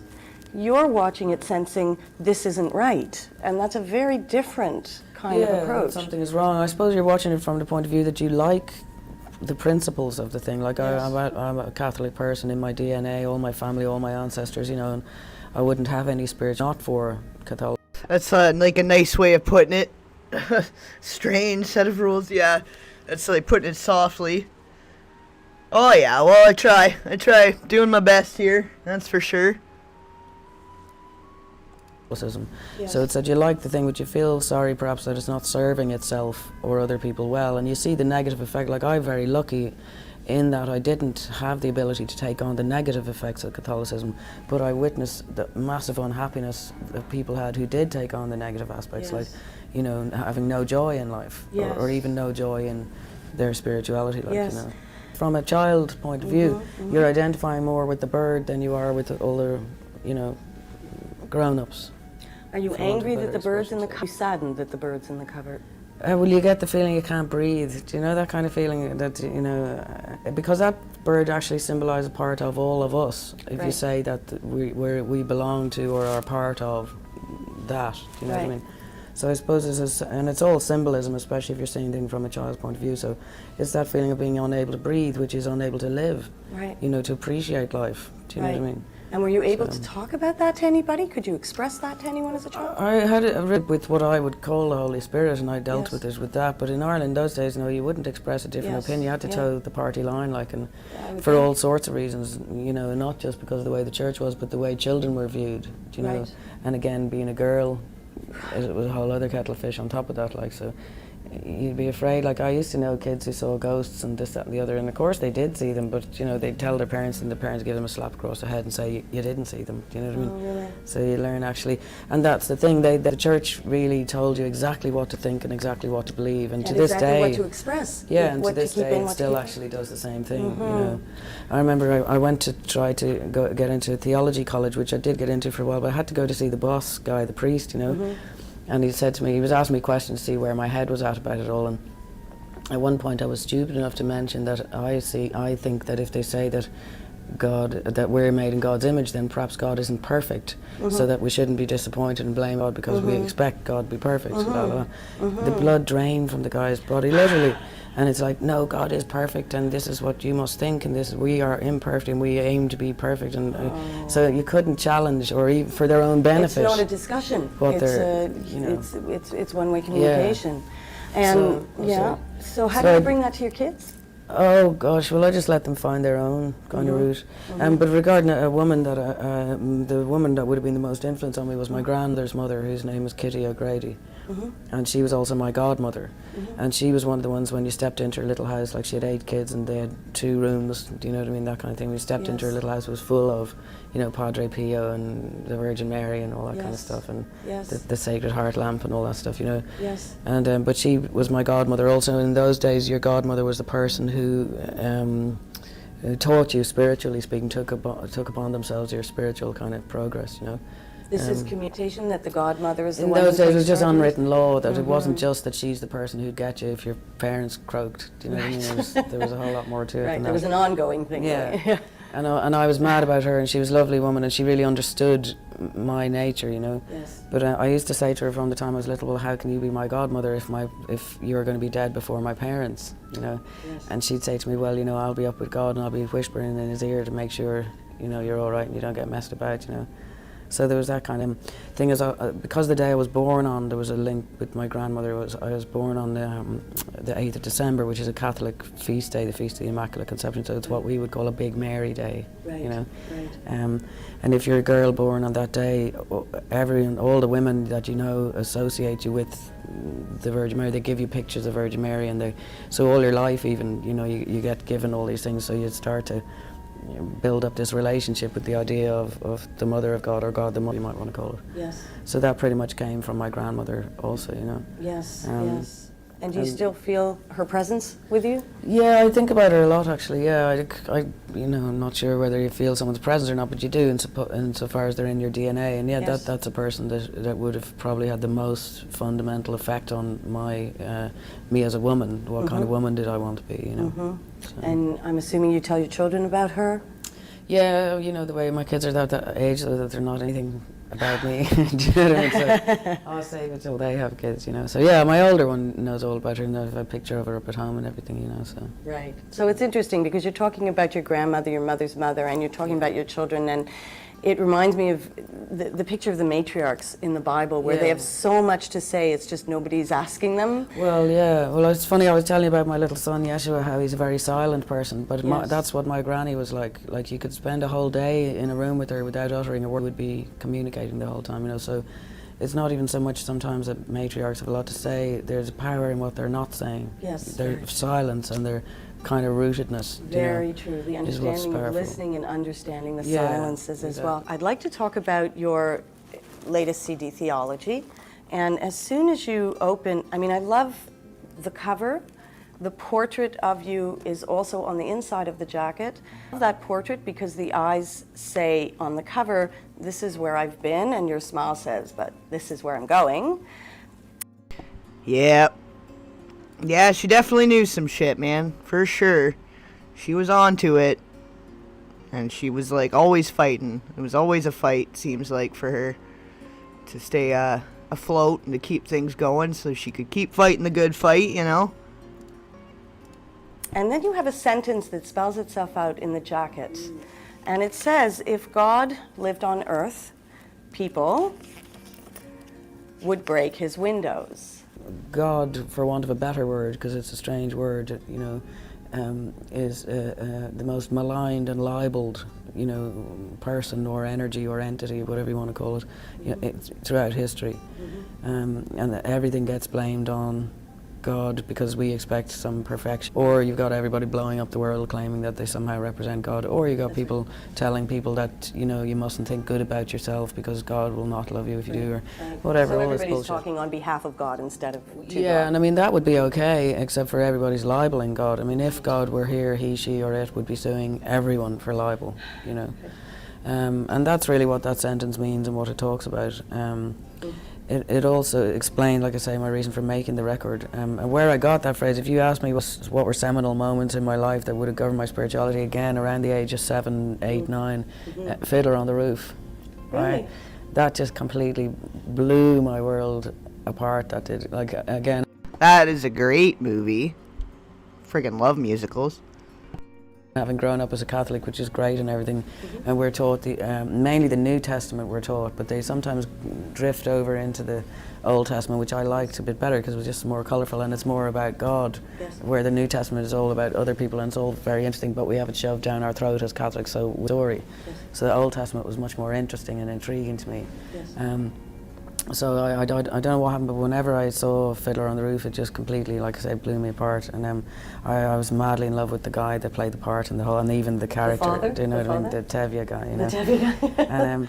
But that just really governed a lot, and it's actually from that quote is actually from that movie, from that musical, The Old Matchmaker, when the Russians come to scatter all the Jewish people, the standing in the street talking to someone, she goes, oh, I don't know what's happening. If God lived on earth, people would break his windows. You know. And I believe it's some old Jewish proverb or phrase or something, you know, but I don't think it doesn't come from the Bible or anything. Yes, no, you're correct. But what I love that movie terribly, and I used to make my parents bring it to me anytime it was ever on in a theatre, you know, and it totally got me into music too, because I'd listen to the orchestra tuning up and the whole, and the music in the thing was just outrageous, you know. But I liked the theology mostly because the Ted, he conducts this relationship with God through singing and also through talking. He's always talking to him, he's always in that relationship as he sees it. He's always chit-chatting. Yeah, and he even complains, which That's is right. great, because as Catholics we weren't allowed to complain. Oh. But I like the way he's always, you know. Right. But And at some point even accuses. Exactly, Like, exactly, which yes. is great, you know, and he gets bitter with him, and, you know, which is brilliant, you know. It means we don't have to be perfect. But what I loved really was he kept going on about the good book. He'd go, oh, the good book this and the good book that and all the good book this, and that made me want to go and read the good. I mean, so that, and still now I'd watch it 1,000 times. I must have seen it like a zillion times, you know. Yes, yes. So I love it. So anyway, that's where I got that from.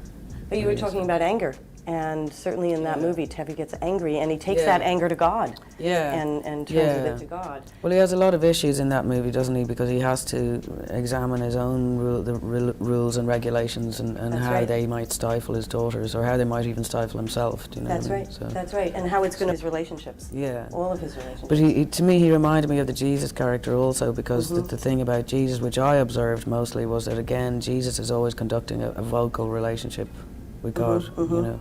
So the two characters have kind of similarities to me, really. But the interest in working with music as a method of expressing it would have come from people like Tevye, and then Bob Dylan had that record Slow Train Coming that came out when I was about 11. And stuff like that. Then I began to hear like reggae or Rasta records and that kind of stuff. So. To me, the most important thing which has been lost, apart from, you know, obviously God's the most important thing which has been lost, and is a ghost in its own home, you know, the pink elephant in the corner, you know. Yes. But the thing that's lost for us is joy. We should be taking joy from life and from our spirituality, you know, and an awful lot of people involved with religion, well, they just don't know how to be joyful, you know. I agree with you. I agree with you. It's one side that just gets neglected and absolutely needs to be brought to the forefront. Moving to the other side of the spectrum, you have a song, Watcher of Men, and it's the words of Job that are present in that song. And I was fascinated when I first heard it, because I'm thinking, that's Job, and that's a text without a female voice. Yeah. And I really do want to find out from you. His wife is there, very minimally. Because I don't like what she's saying. But interesting that that's the text. Friends are all idiots, which most wives do. Isn't Yeah, actually, in that instance, she's right, because even God is going to say no, they're wrong. But it's interesting that you lend your voice, your woman's voice, to a biblical text that is almost completely absent of a female voice. So I'm wondering if you are challenging the text by saying, where is the woman's voice when you're talking about suffering? Or if you are saying to the text, I'm adding my voice so that there not be a gap. Well, for me, it's about that I would view the Torah, or sorry, the Tanakh is the only book I use, right? Because I figure as a Catholic, we ripped it all off from the Jews in the first place, so we may as well go to the horse's mouth, and I like the language better. It seems to me that you can understand the Tanakh on a whole lot of different levels. You can take it literally, and you can take it symbolically, or whatever. You can take it almost as a story of a family, also, which then goes on as a story of a quite a dysfunctional family. You know, you.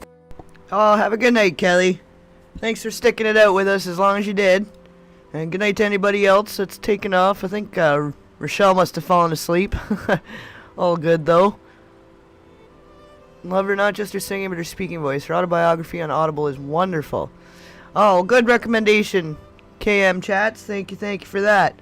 Yeah, I want to check out her book, too. I guess maybe that's what you're talking about, her book that came out a couple years ago, and then you're talking about, like, the audiobook version. You can take it as a symbol. So I suppose I delve into the symbolism of it. So to me, I don't see that Job is either male or female. It's a human being. You know, it's the human condition. Same thing for all his friends? Yeah, that also they represent to me the parts of my own psyche and personality. You know, we all have different. You could put a face and arms and legs on the different parts of your own mind, you know. So those to me also represent the different parts of my own mind. Isn't that interesting? So you're reading the book of Job as actually everyone and every voice in it is the totality of one human being. Yeah, including God and the devil, if you like, you know. Including all of the... Including God and the devil, you know. Yes, and I mean, all Kabbalists... Who frame it at the beginning. Who frame the whole thing at the beginning. I used to study Kabbalah years and years ago, and the guy used to drum it into us that, you know, God made the devil, God created the devil, you know what I mean? Which, and that's quite a frightening book from that point of view, because you're wondering, well, why would God do this to Job? Like, just for a bet?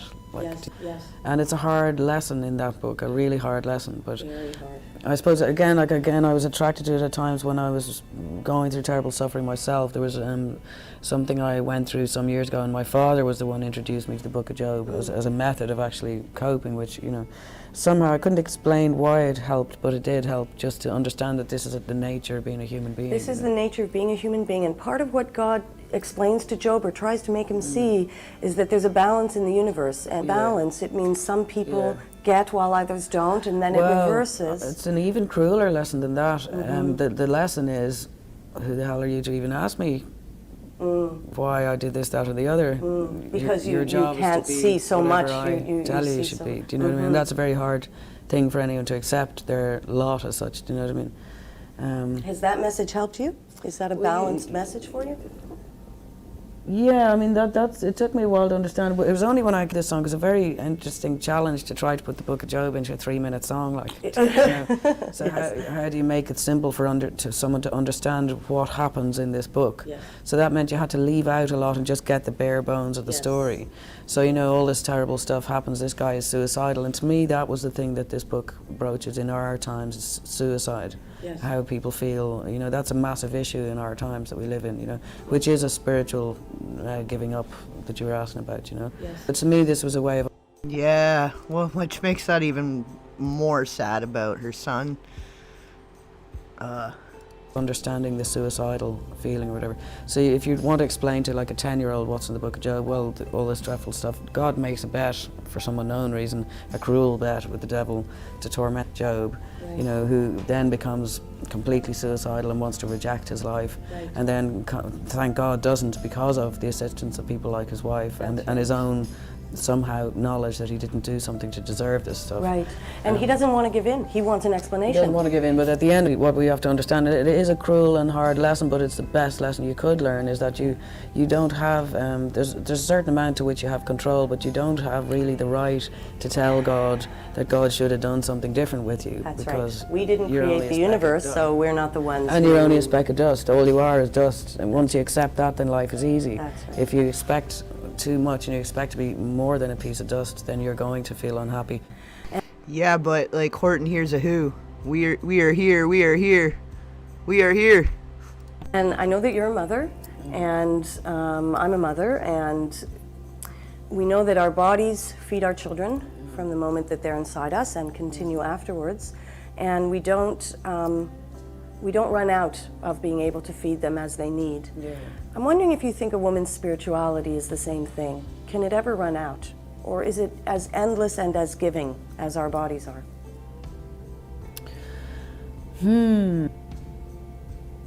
I guess if you say again that we're made in God's image and therefore somehow we're part of God and we're God's fingers, then even if you perhaps are not a spiritual person, you actually are.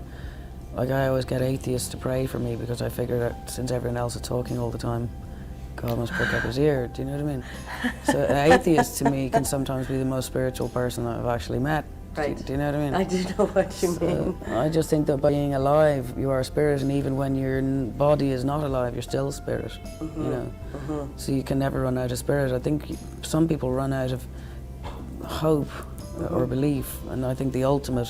That's so profound too. Like, phew, get a little fucking clap for that too. She fucking, man, she just it's like endless amounts of wisdom.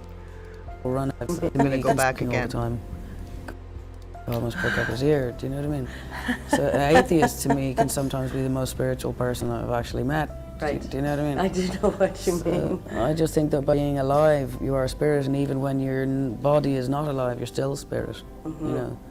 So you can never run out of spirit. I think some people run out of hope or belief, and I think the ultimate, obviously, symptom of that is suicide. Yes. You know? Yes.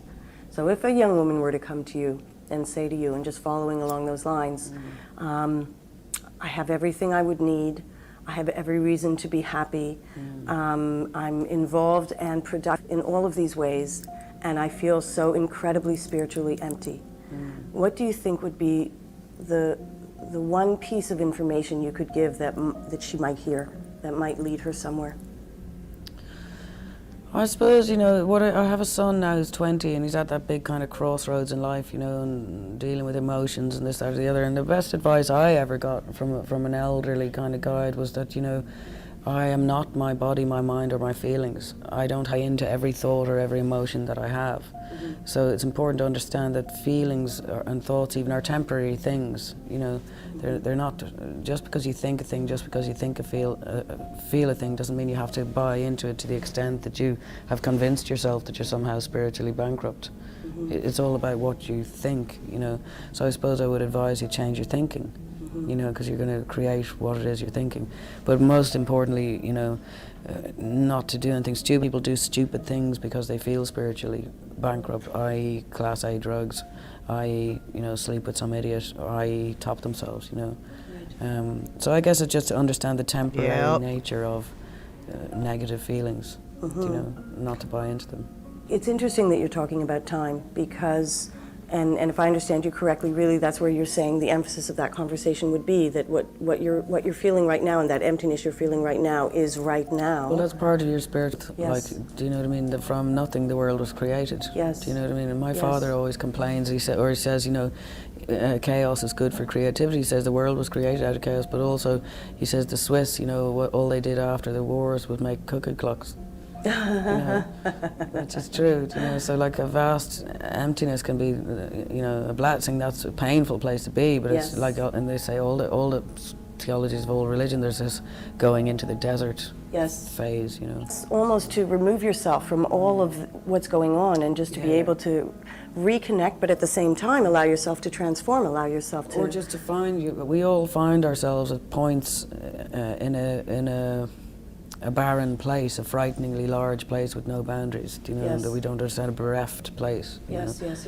But we get conditioned to think that that's a bad thing, just as we get conditioned to think death is a bad thing. Right. You know, so it's a question of learning to separate yourself and that which is the spiritual wilderness of what people told you to be and what you felt as a gap. So in other words, redefine your reference points. Listen to yourself and redefine your reference points. Yeah, and just don't do anything stupid. Just hold on and don't do anything stupid. Absolutely right. Hold on, because the thinking can change in an instant. Thank you very much, Sinead. It's really been a privilege to share these thoughts with you. Okay. What is next?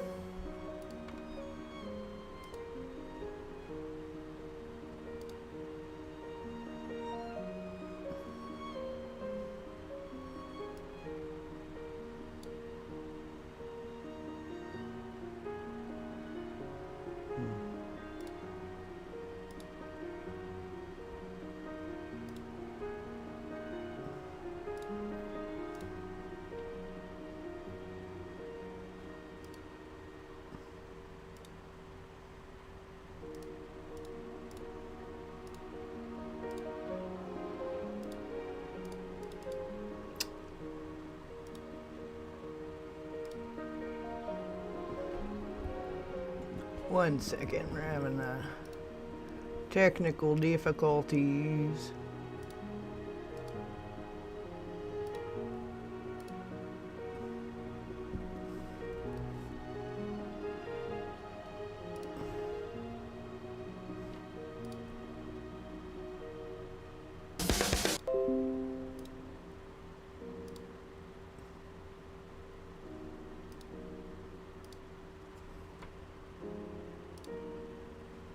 Come on, thing.